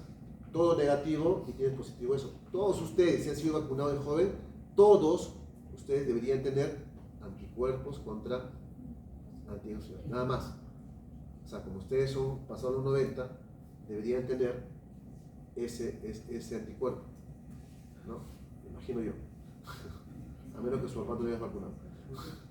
Entonces, si yo le encuentro, por ejemplo, ese anticuerpo australiano más cerca, si yo me vacuno pero estoy en infección, o no se eleva. O sea, me refiero que, por ejemplo, si yo ya estoy expuesto y yo siempre voy a tener ese nivel de anticuerpo australiano, pero si yo tengo una nueva infección. Ah, no, es que no tendrías, pues si estás con anticuerpos. Pero si yo me infecto, o sea, no aplica, pero se empieza a elevar. No.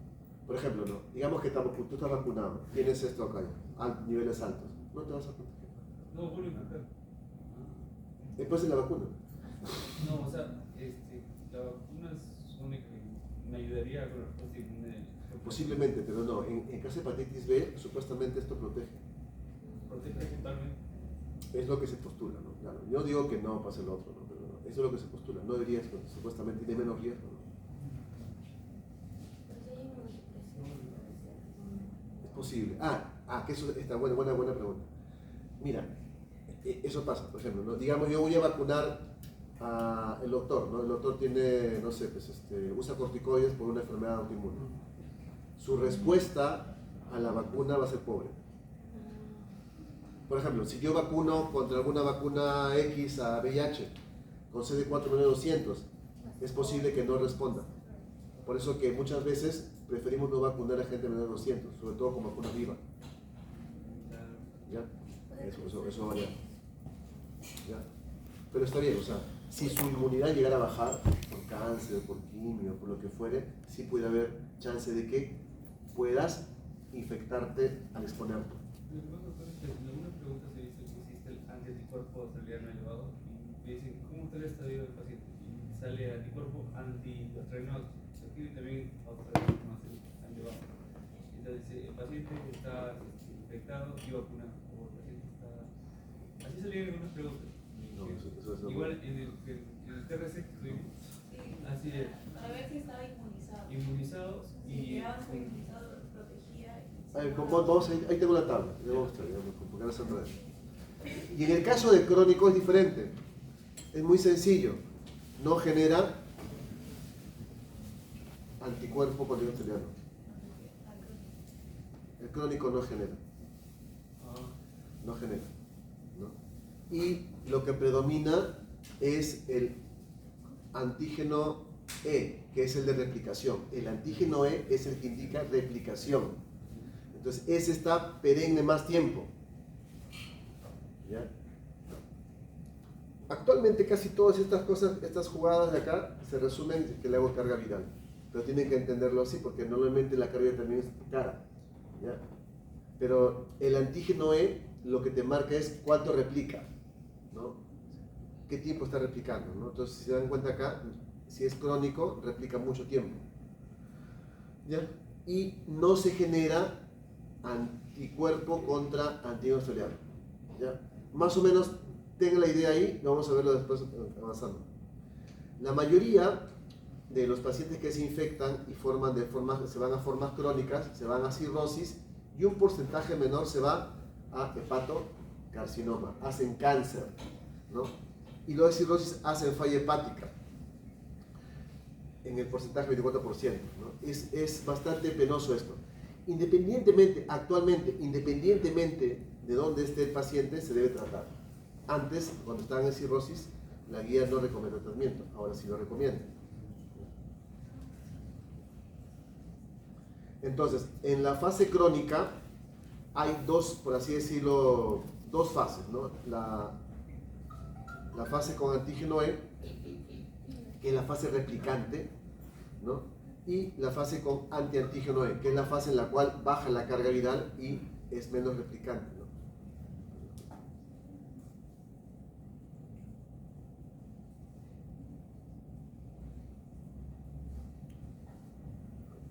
No entiendo por qué no llaman.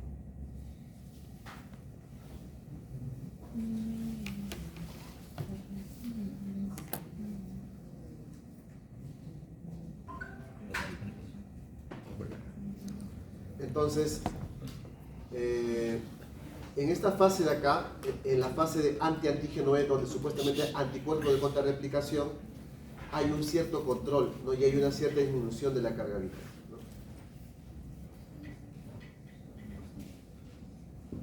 Ahora sí, lo que hay que ver es lo que hay en los marcadores, que era la duda acá del hombre, ¿no? Antígeno australiano puede significar infección aguda o crónica. Por eso que solamente nos basamos con eso es bien difícil, ¿no? ¿Ya? El IgM del core, como les he dicho, sí te marca infección aguda. El IgM del core. El antiantígeno, inmunidad. Solito, ¿no? Solito te marca inmunidad. Puede ser inmunidad inducida por vacuna, es decir, todo negativo, o inmunidad inducida por exposición. ¿Qué cosa quiere decir? Que yo tuve un contacto sexual, mi cuerpo controló bien, se elevó los anticuerpos y logré controlar la infección y me quedó para el futuro. Salvo, como dice la doctora, que haya inmunosupresión, pierdo eso o disminuye mi protección. El anticore total, ¿no? Es prevalencia o exposición, ¿no? Si yo tengo un core total positivo, es que decir que estoy expuesto. ¿Aló?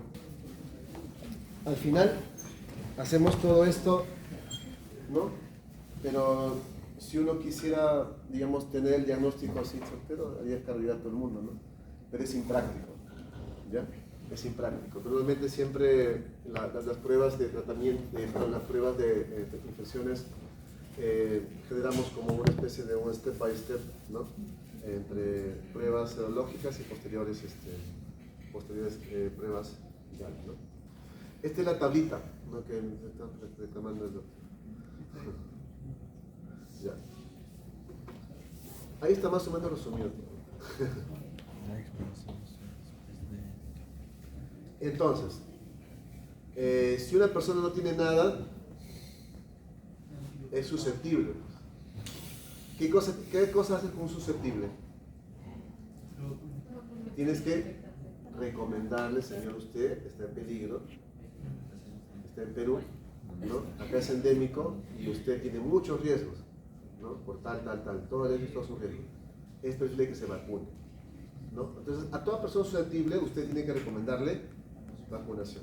Pero ¿cómo ustedes saben que es susceptible? Al menos cuando estén en su consulta, ustedes deben de pedirle el antígeno australiano, su anticore total, ¿no?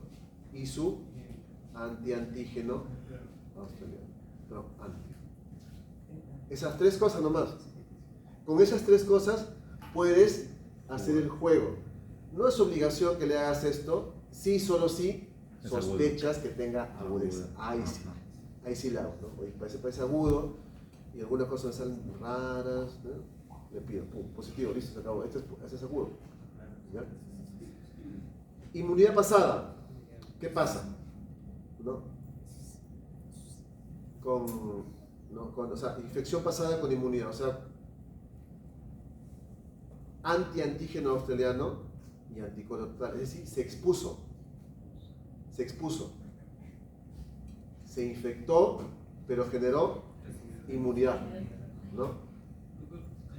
Significa que entonces el anticuerpo tal, significa que todavía hay IgG presente. Nada más, IgG. Ah, ya, solo IgG. Claro, pues. ¿Ya? Más o menos. Traten de concentrarse, porque aunque parezca mentira, este cuadro es el dolor de cabeza de todo el mundo, ¿eh? Hasta de viejos. Ayer, por ejemplo, cuando hablábamos de falla hepática, yo les hago el cuadro y los residentes siempre se marean, dicen, toda la vida es lo mismo, y le toman fotos, todo. Ni con manzanita me dice todo. ¿No? Ya. No, pero si no hubiera el anticoreano negativo, también significaría lo mismo, que tuvo inmunidad. Si solo tuviera el anticuerpo contra No es una población, este acá, pero ya está.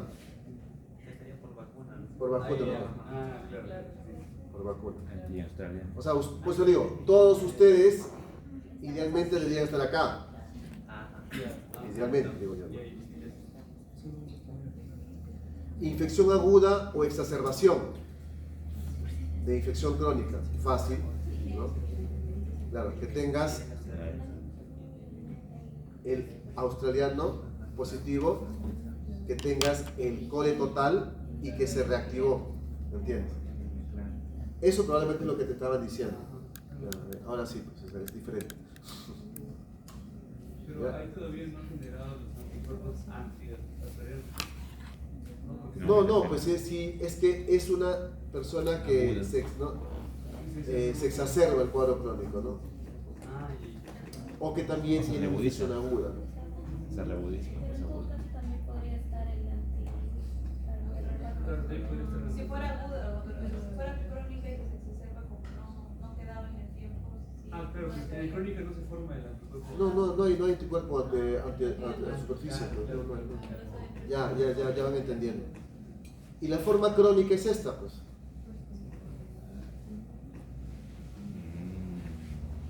Ahora sí, más o menos. Ya. Traten de...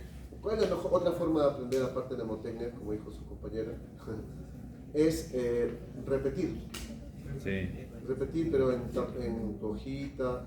Yo, por ejemplo, para mi examen bioquímica en pregrado, tenía una pizarra grande que yo me compró, grandota, así, ¿no? Una pared. Y lo que hacía era, todas las vías las repetía, como 5 veces. Repetirla de memoria, no queda otra. Hay muchas cosas de medicina que tienes que hacer de memoria. Clasificaciones, esa cosa de memoria, no queda otra. Pero con tiempo, ¿no? Eso sí, yo al viejo le enseñaba también, me dijo, tú estudias el mismo día. Y el examen se te hace fácil. 2 días antes es un desastre.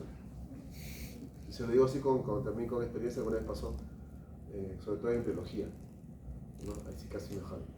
Pero en lo demás que yo considero importante como bioquímica, eso sí lo hacía el mismo día. No puedes cubrir todo, lamentablemente, ¿no? Sí. Algunos vas a descuidar, pero entonces vos sos con EMBE, por ejemplo, ¿no?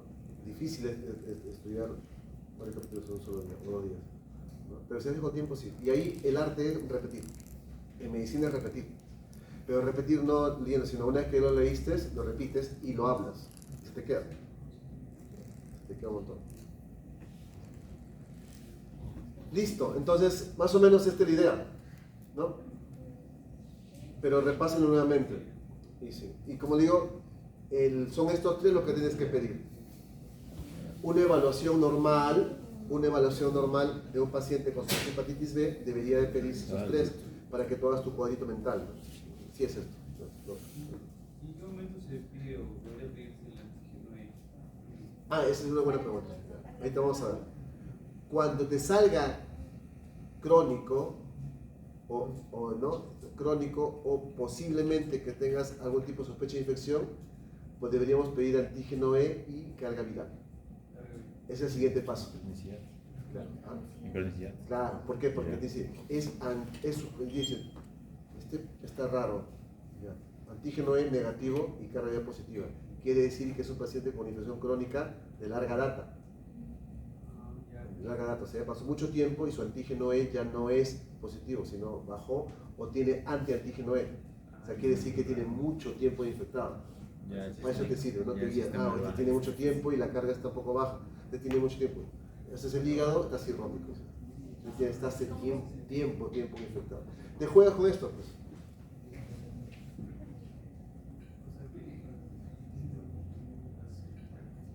Atrás. Acá. Ve. O sea, lo normal es que el antígeno E está, digamos, en una etapa crónica, pero en un futuro, inevitablemente, ¿no? Un futuro, va a tener anticuerpos contra antígeno E, ¿ya? Y si tienes anticuerpos contra antígeno E, quiere decir que el paciente tiene mucho tiempo y la replicación cae, ¿ya? Y a veces, como sale acá, ¿no? Puede generar formas de fase oculta o formas de escape, ¿no? Con antígeno E negativo. Puede tener antígeno E negativo, ¿no? Pero si ha pasado el tiempo, ¿no? Pasado el tiempo, ¿no? ¿Ves? Para eso te sirve, ¿ya? Pero generalmente tu primera evaluación es con las otras tres que les dije, ¿no? Con esas tres. Esa es la primera evaluación. Eso tengan en cuenta siempre. Ya. El objetivo del tratamiento, ¿cuál es? Una vez que he hecho el diagnóstico, he establecido todo, he hecho la carga viral, todo. ¿Cuál es el objetivo del tratamiento? Es prevenir cirrosis, hepatocarcinoma y que muera, ¿no? Esa es la idea. En el pasado, a veces cuando están en cirrosis o hepatocarcinoma no los tratábamos. Actualmente sí se trata, pero lo ideal sería que no lleguen a eso. Una vez infectados, tratarlos para que no lleguen a ese nivel.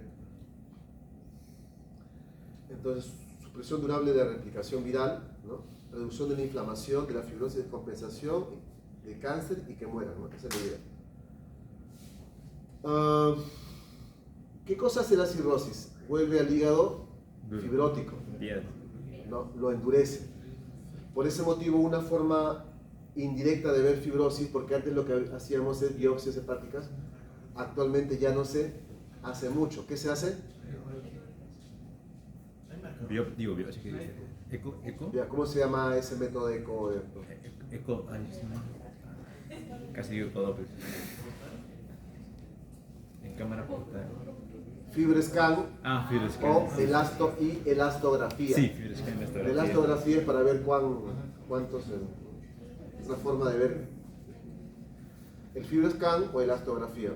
Recuerden que el FibroScan fue creado para hepatitis C, pero también lo usamos para hepatitis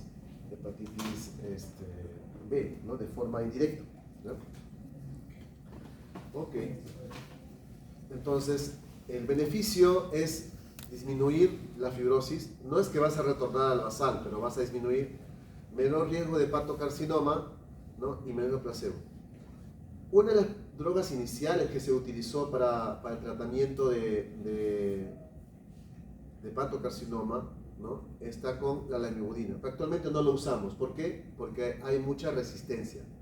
O sea, ya no se usa la lamivudina. En el pasado, me acuerdo yo en mi época sí llegué a usar cuando era residente, pero actualmente ya no lo usamos. Pero solamente con la lamivudina, vean ustedes, sí existe una disminución bastante marcada del hepatocarcinoma, ¿no? Comparado cuando solamente es placebo, ¿no?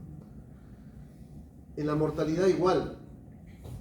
Si vemos, por ejemplo, la mortalidad disminuye, ¿no? Cuando usamos tratamiento para hepatitis B. ¿Qué cosa se quiere cuando uno trata? Hay varios objetivos. Un objetivo, ¿cuál es cuando uno trata? Que el antígeno E se negativice y que aparezca antiantígeno E, ¿ya? Para que baje la replicación. Ese es un objetivo. O sea, tú vas tratando crónicamente, vas midiendo serología crónicamente y vas midiendo antígeno E. Si logras que el antígeno E se disminuya, ¿no? O mejor dicho, se negativice y el anticuerpo aparezca contra el antígeno E, estamos en un buen avance. Pero ¿qué es lo que idealmente tú quisieras? ¿Qué es lo que tú quisieras que generaras con el tratamiento en el futuro? ¿Qué sería tu ideal, tu goal? Estás tratando y tú quieres ¿qué cosa quieres que suceda? Eso es. Que en algún momento se negativice el australiano y aparezca anticuerpos. Ese es el final. Pero eso, bueno, nos ocurre pocas veces. O sea, algunas personas del CEL dicen que 30%, ¿verdad? Que yo en mi experiencia no he visto ninguno que haya vinculado, o sea, ¿no? Lo poco que he tratado. Pero ese es el objetivo, o sea, ¿pero cuál es el paso? Primero, que no replique mucho. Para eso, anticuerpo contra antígeno E negativo. Y en el futuro, con otro tratamiento, la idea es que genere anticuerpos contra australiano y negativice australiano. Ahí podríamos hablar de la posibilidad de curar. Y lógicamente la carga viral que esté negativa, ¿no? Entonces, para tratarlos, fibrosis, niveles de transaminasas, la carga viral y en la presencia del antígeno E. Este es de la guía nacional, dicho sea de paso, no ha cambiado durante muchos años, seguimos con la misma, y son los escenarios que te colocan, ¿ya? Eso lo revisan después, ¿no? Con calma, pero habiendo entendido bien ya el juego de la serología, que creo que les quedó un poco claro, ¿sí? Ya. Lo repasan nuevamente, ¿no? Habiendo entendido bien, esta tabla ya la van a entender. El punto de corte que normalmente se recomienda es 2000, ¿no? Los pasos sobre 2000 es menos de 2000. Algunas guías, sobre todo no, menos de 2000, no tienden a tratarlo. En el pasado era 20.000, pero vean que bajaba a 2000, ¿no? Entonces, ya, eso ha ido cambiando en el tiempo, ¿no? La elección de tratamiento, como les mencioné, actualmente son disponibles 3: tenofovir, entecavir y la lamivudina. El tenofovir y la lamivudina, que acá podrías emplear, ¿se acuerdan ustedes la emtricitabina, ¿no? Que hablamos en VIH, ya, que es un análogo a la lamivudina? El tenofovir, la lamivudina y el entecavir se utiliza en tratamiento para hepatitis B. Y el tenofovir y la lamivudina se utilizan en ¿quién? Tratamiento de VIH. ¿Ya? 3 y 2, 3 y 2. Entecavir no. Pero la lamivudina actualmente no la usamos como tratamiento de hepatitis B como fue en el pasado, porque actualmente es muy resistente. O sea, ya el virus generó resistencia, lamentablemente. Entonces, el tenofovir es el medicamento que ahora lo usamos y digamos que tiene un buen perfil, ¿no? Hay un gran problema con tenofovir en personas con VIH, es en la falla renal, ¿ya? Pero es interesante ver que en hepatitis B no vemos tanta falla renal usando tenofovir. Cuando nos reunimos a veces los infectólogos con los hepatólogos o gastros y hablamos, nosotros siempre hablamos que la falla renal, que el tenofovir, que es riesgoso, que es mejor usar otra forma que la lafenamida, ¿no? Que decía el otro día. Pero cuando yo converso con ellos me dicen, yo no veo falla renal. Posiblemente la hepatitis B no daña tanto el riñón como si lo hace el VIH. ¿Entiendes? Yo pienso que ese es el motivo, probablemente. Porque ellos no comentan tanto que el tenofovir falla renal. Nosotros sí nos sucede eso. Pero igual se recomienda que no lo vayas a usar cuando tu filtrado glomerular esté menor de 50 mililitros de depuración, ¿no? Se recomienda eso siempre, como norma. Ok, inmunosupresión y hepatitis B. Objetivos, ¿no? Todos los candidatos a quimioterapia o inmunosupresión deben chequearse para marcar hepatitis B, ¿no? Hacer sus controles, ¿no? Y en función de si el antígeno es positivo o negativo, ¿no? Se le va dando tratamiento, ¿no? En gestantes, ¿no? También. Profilaxis para hepatitis B. La vacunación. Como les había mencionado hace un momento, la vacunación sí tuvo un gran impacto en la población, ¿no? Sobre todo en personas que son de zonas endémicas. Pero actualmente es posiblemente que la vacunación ha logrado, primero, que no tengamos casos de niños con cirrosis hepática, ¿no? Que era muy, muy triste, personas de 20 años con cirrosis. Segundo, la diseminación de la enfermedad también ha disminuido bastante. ¿Por qué? Porque logras que haya cada vez menos personas susceptibles, ¿no? Y tercero, la mortalidad. Es bien raro ahora encontrar a alguien que se muere de hepatitis B, como en mis épocas de estudiante, que sí, teníamos gente que se moría de cáncer o de hepatitis B con cirrosis, adultos o jóvenes, ¿no? Estas son las dosis, son 3 dosis, ¿se acuerdan? Ya, 3 dosis de hepatitis. ¿A quién se debe aplicar la vacuna? Ahí están todos, todos los que se deben aplicar. Pero básicamente usted tiene que enfocarse en función del mecanismo de transmisión, ¿no? Si la persona tiene riesgo sexual, tiene que vacunarse, ¿no? Si la persona tiene, ¿no? Por ejemplo, contacto con personas con hepatitis B, o sea, convive con hepatitis B, tiene que vacunarse, ¿no? Si es trabajador de salud, con más razón todavía, ¿no? Tiene que estar vacunado. pero como digo, la política nacional es que todos se vacunen aquí en este país, ¿no? Entonces eso ya está asegurado.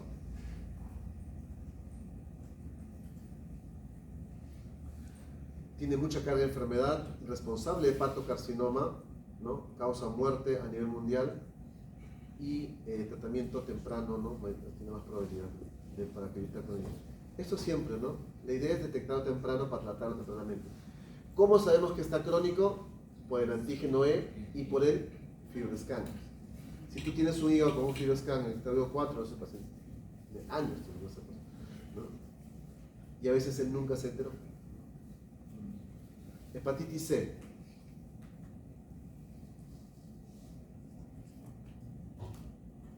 Un descanso, ¿les parece? 5 minutos, ¿ya? Para que estén las piernas.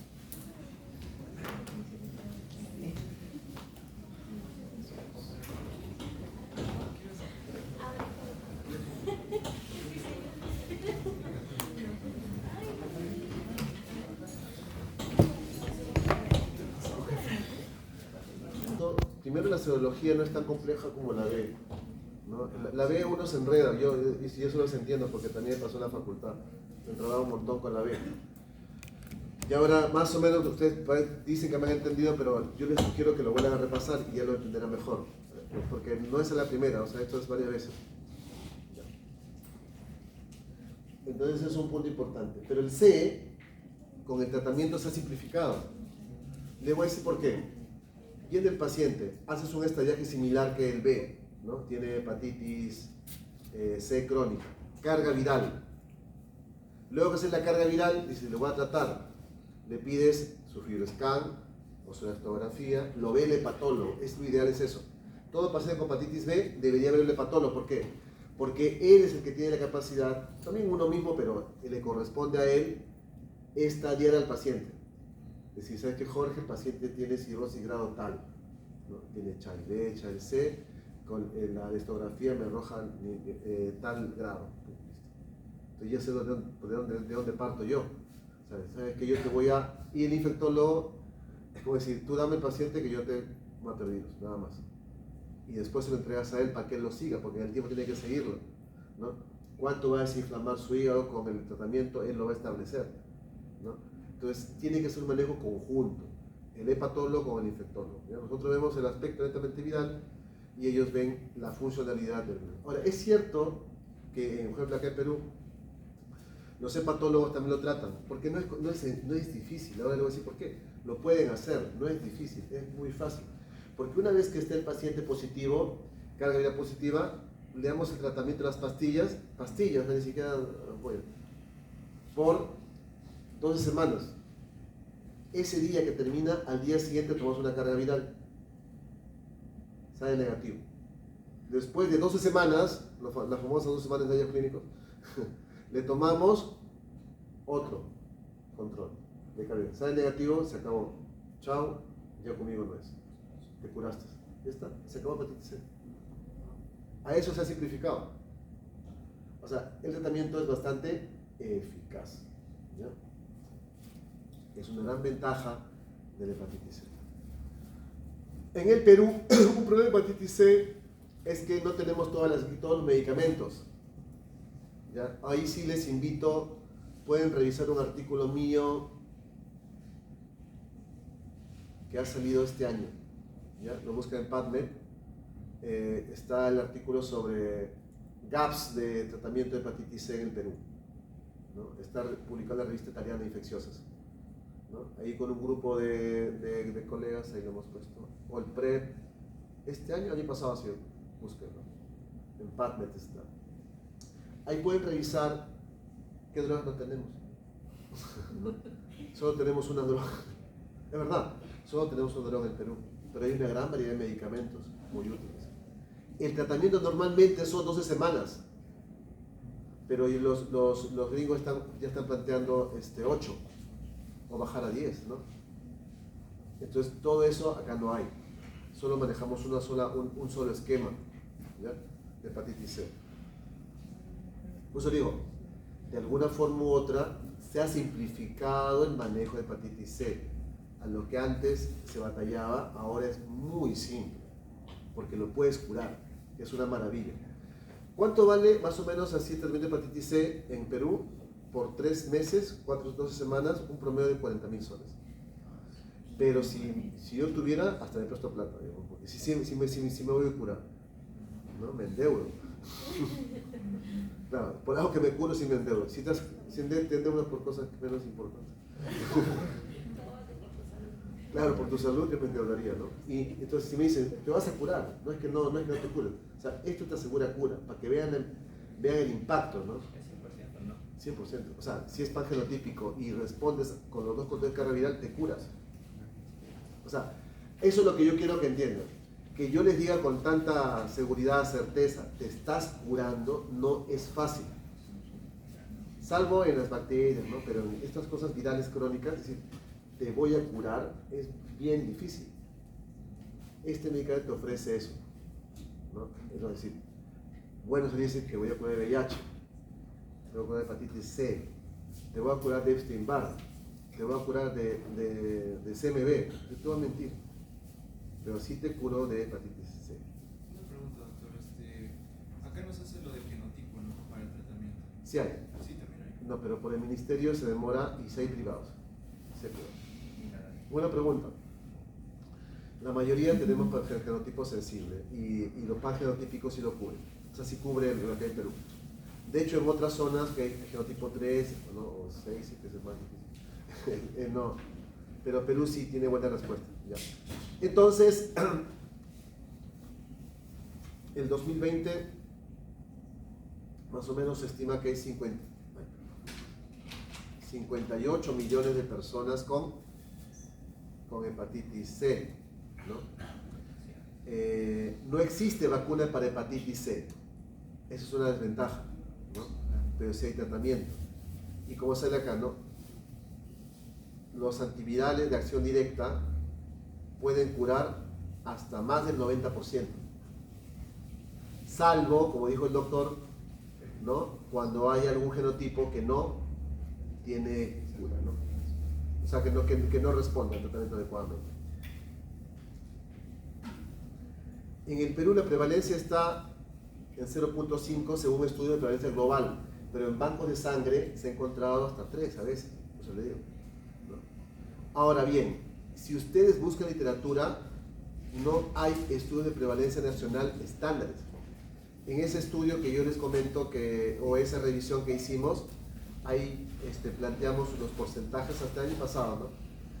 Los estudios son estrictamente bancos de sangre, cohortes así descriptivas, no hay grandes estudios. Del mismo data del Seguro Social, de ahí vamos a agarrar algunos datos, no hay grandes estudios. O sea, no hay un estudio grande peruano que diga voy a ver hepatitis C en tantas provincias del norte, del centro, del sur, de forma, ¿no? De forma ordenada, especificada. Eso no hay, no como otros países. Son datas indirectas, ¿no? Y con eso sacamos lo que existe. El genotipo 1 al 6, Perú tiene 1A, 3 y 2 en orden de prevalencia, y el 1A sí responde a los antivirales pangenotípicos. Esa es la ventaja de nuestro país. Entonces con este Epclusa podemos tratar. Por eso que al final no es malo, es bueno, ¿ya? 30% de cirrosis y 5 veces más prevalente que el VIH. El VIH tiene una gran ventaja, que es el tratamiento, ¿no? Que se controla bien actualmente. Es un ARN virus, flavivirus, ¿no? Tiene 6 genotipos, no se previene con vacuna, tratamiento específico y igual, hepatocarcinoma, linfoma y cirrosis. Y la dinámica es bien fácil, ¿no? A diferencia de nuestro amigo de hepatitis C, ¿no? Carga viral, ¿no? Elevación de transaminasas y anticuerpos contra la hepatitis C y se acabó. Y no hay mucha vuelta que dar. Una de las cosas interesantes es que, a diferencia de hepatitis B, es un poco complejo hacer diagnóstico de infección aguda por hepatitis C. En B sí es más frecuente ver, o podemos ver cuadros agudos y diagnosticarlos. En C es bien complejo, no es tan sencillo hacer un diagnóstico de infección aguda. Cuando se cronifica, lógicamente lo que hay es la inflamación persistente de las transaminasas, ¿no? Y la replicación persistente de la carga viral, ¿no? Con la generación de anticuerpos en el tiempo. A diferencia del otro, que las transaminasas ceden como tal, ¿no? O bajan, ¿no? En este caso no. Un 70% hace infección persistente, ¿no? Algunos son asintomáticos y unos se van a las formas crónicas, falla hepática, cirrosis, hepatocarcinoma. Y otros hacen, ¿no? Cirrosis de inicio rápido y uno puede haber cura y eliminación. Hepatitis C es bastante peligrosa porque un buen porcentaje pudiera progresar, ¿no? a una forma crónica. La forma de transmisión, ¿no? Las drogas endovenosas. Y eso es lo que yo les decía. Es más alto en la transmisión por uso de drogas endovenosas. Y como les vuelvo a repetir,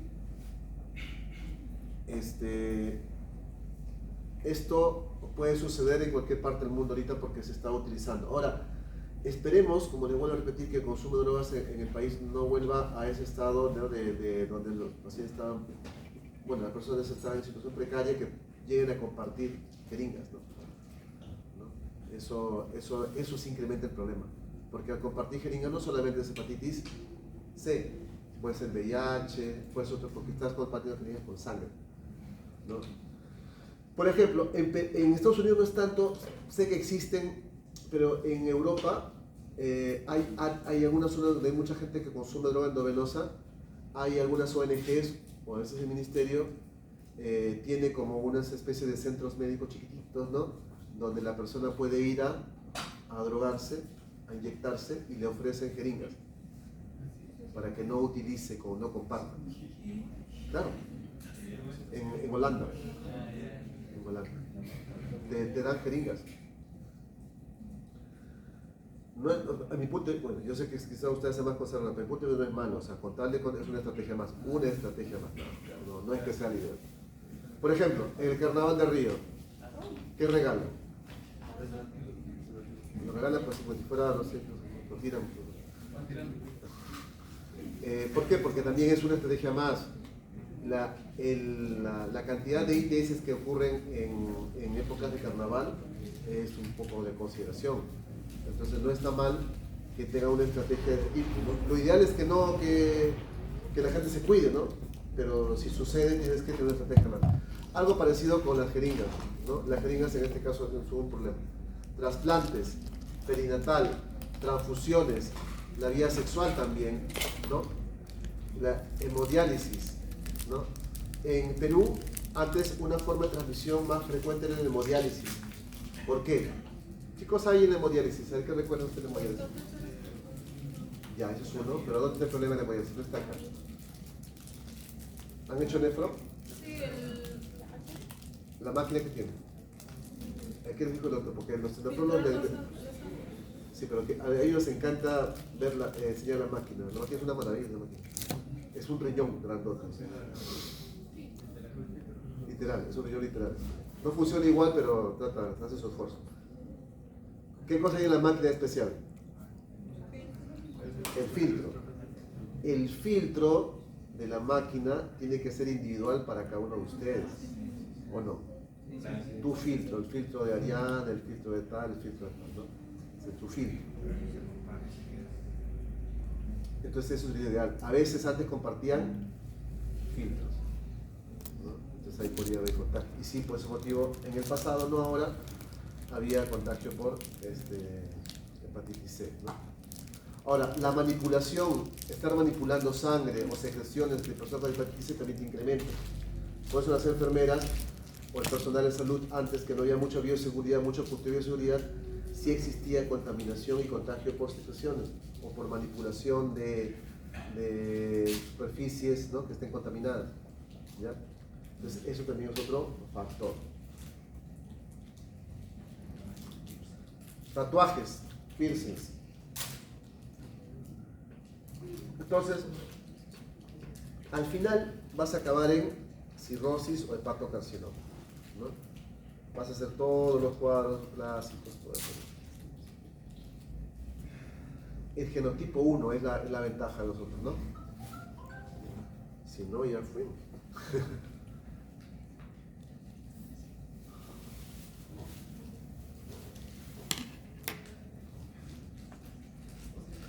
Ok. ¿Cuál es la información? Ya. Genotipo, carga viral, estado de fibrosis, ¿no? Saber si hay cirrosis compensada y descompensada, tratamiento previo y coinfección con otras hepatitis. Esto es como un checklist que tienes que tener para tratar. Por eso es que el tratamiento se simplifica. El tratamiento de hepatitis es más sencillo, ¿no? Ves la dinámica de zoología no es tan importante como en B, que ahí sí hay que aprenderse, ¿no? Acá es más sencillo, ¿ya? Miren todo cómo ha pasado, ¿no? Interferón. Yo he visto interferón de mi época de estudiante, ¿no? Eso bajaba las defensas de los pacientes. He visto ribavirina no en el ministerio, solo tenía seguro social, pero en algunos pacientes no funcionó. El interferón pegilado también no tenía seguro social, no funcionó. Aquí es donde aparece el problema, ¿no? Todo. Los antivirales orales. Ahí viene el éxito, ¿no? Con esos, ahí viene el éxito con la medicación y con lograr lo que han logrado ahora, ¿no? Cura. Entonces, hay varios tipos de medicamentos. Nosotros usamos esto es lo que hay en Perú, Sofosbuvir con Velpatasvir, el famoso Epclusa. ¿Ya? Ojalá haya más medicamentos, como por ejemplo la Grasoprevir, ¿no? El Glecaparavir, Previr, ¿no? Y el Vapasvir, este medicamento que ha salido bueno. Entonces, el Vapasvir. Ahora hay varios medicamentos, ¿no? Que se pueden emplear. Esto es lo que nosotros empleamos, ¿no? El Sofosbuvir, ¿no? Pero lo que tenemos es acá, el Epclusa, que no da Gilead. Pero actualmente hay más medicación, ¿no? Y este que está acá al fondo se usa para resistencia.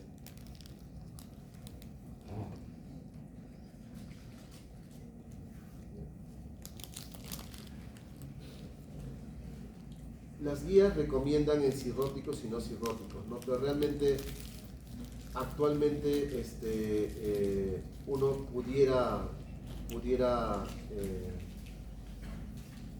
dar tratamiento a todos, ¿no? ¿Cuál es la idea? La idea no es que a un cirrótico no lo tratan, sino que tratar de detener la cirrosis. Si bien es cierto, puede estar en una condición de cirrosis avanzada, al menos que no progrese, ¿no? Pero en el pasado, a veces se estipulaba que no había beneficio, pero actualmente la idea es que al menos no progrese, porque ¿han visto pacientes con cirrosis? Cuando vayan al hospital vean, es bien triste la condición, vivir casi con que la barriga se te hincha, que si no defecas te duermes, ¿no? Es bien triste, o sea, no es nada placentero vivir con una disfunción de hígado, ¿ya? Al menos que detengas la inflamación provocada por el virus, es bastante, ¿no? Ya es un avance, y ya te preocupas nada más a tratar las otras consecuencias de la cirrosis.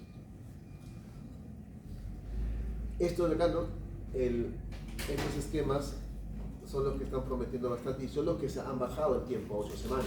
Eso actualmente no tenemos acá en el Perú, ¿no?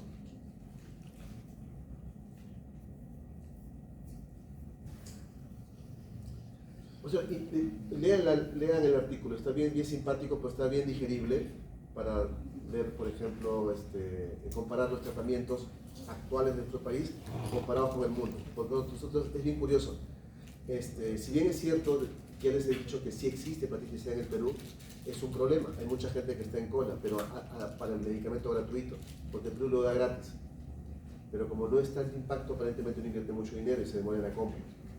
Pero a pesar de que hace el esfuerzo el país, quizás no hace su máximo esfuerzo, porque hay nuevos esquemas. Hay otros pacientes que se deberían beneficiar, no hay eso, ¿no? Esta es la mortalidad de hepatitis, ¿no? B y C. Hay más mortalidad de hepatitis C.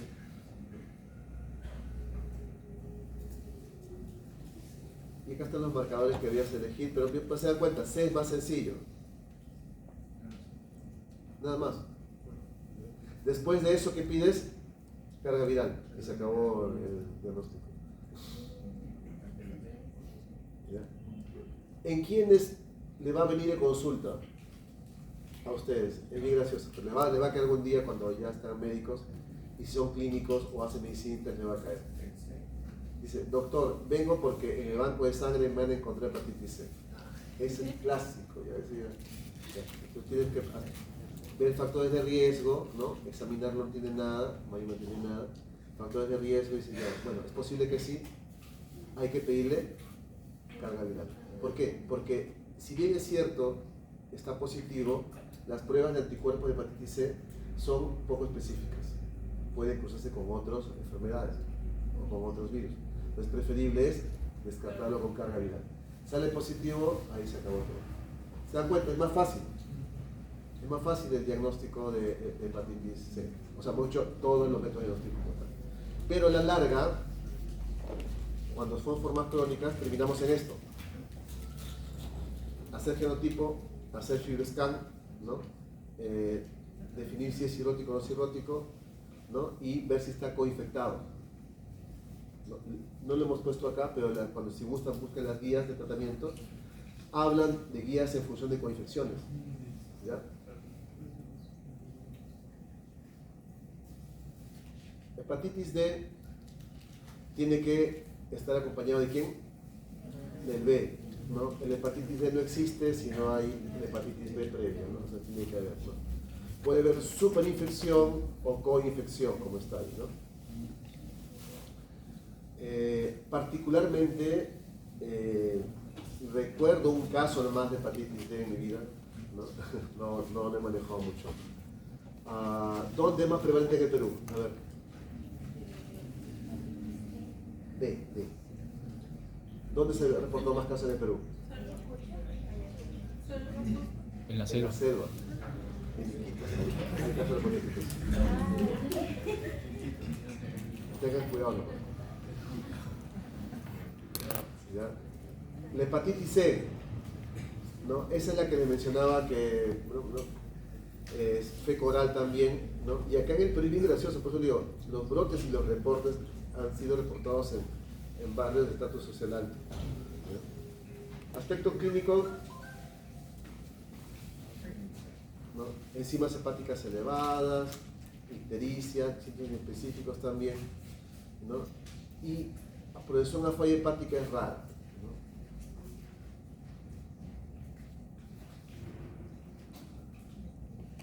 En inmunocomprometidos es bastante importante, ¿no? Puede causar toda una serie de problemas. Y es lo mismo, ¿no? Tanto inmunocomprometidos, ¿no? La serología más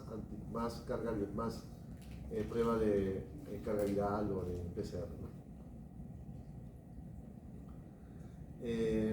Y no hay mucha diferencia clínica con la hepatitis A. Ya no hay. ¿Qué población está susceptible a hacer formas severas? Son las gestantes. No sé por qué la hepatitis C es más bien con las gestantes, no sé, pero está registrado. Buscan los textos. El E. Estamos hablando del E. ¿Por qué? Vete a saber. O sea, pero es bastante estadísticamente reportado, ¿no? No requiere tratamiento antiviral, desaparece espontáneamente, ¿no? Progresan a falla hepática, sí. Algunos usan ribavirina, no está tan demostrado.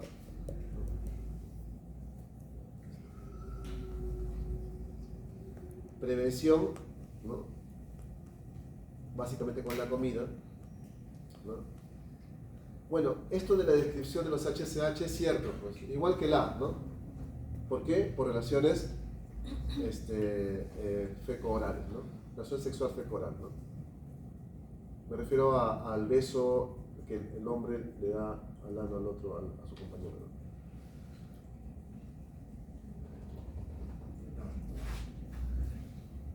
Listo. Ok. Terminamos acá esto y hacemos HPLV y ahí terminamos. HPLV es cortito.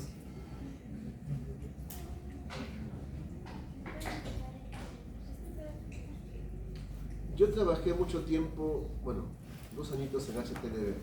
Antes me metí en muchas cosas. Ahora ya no.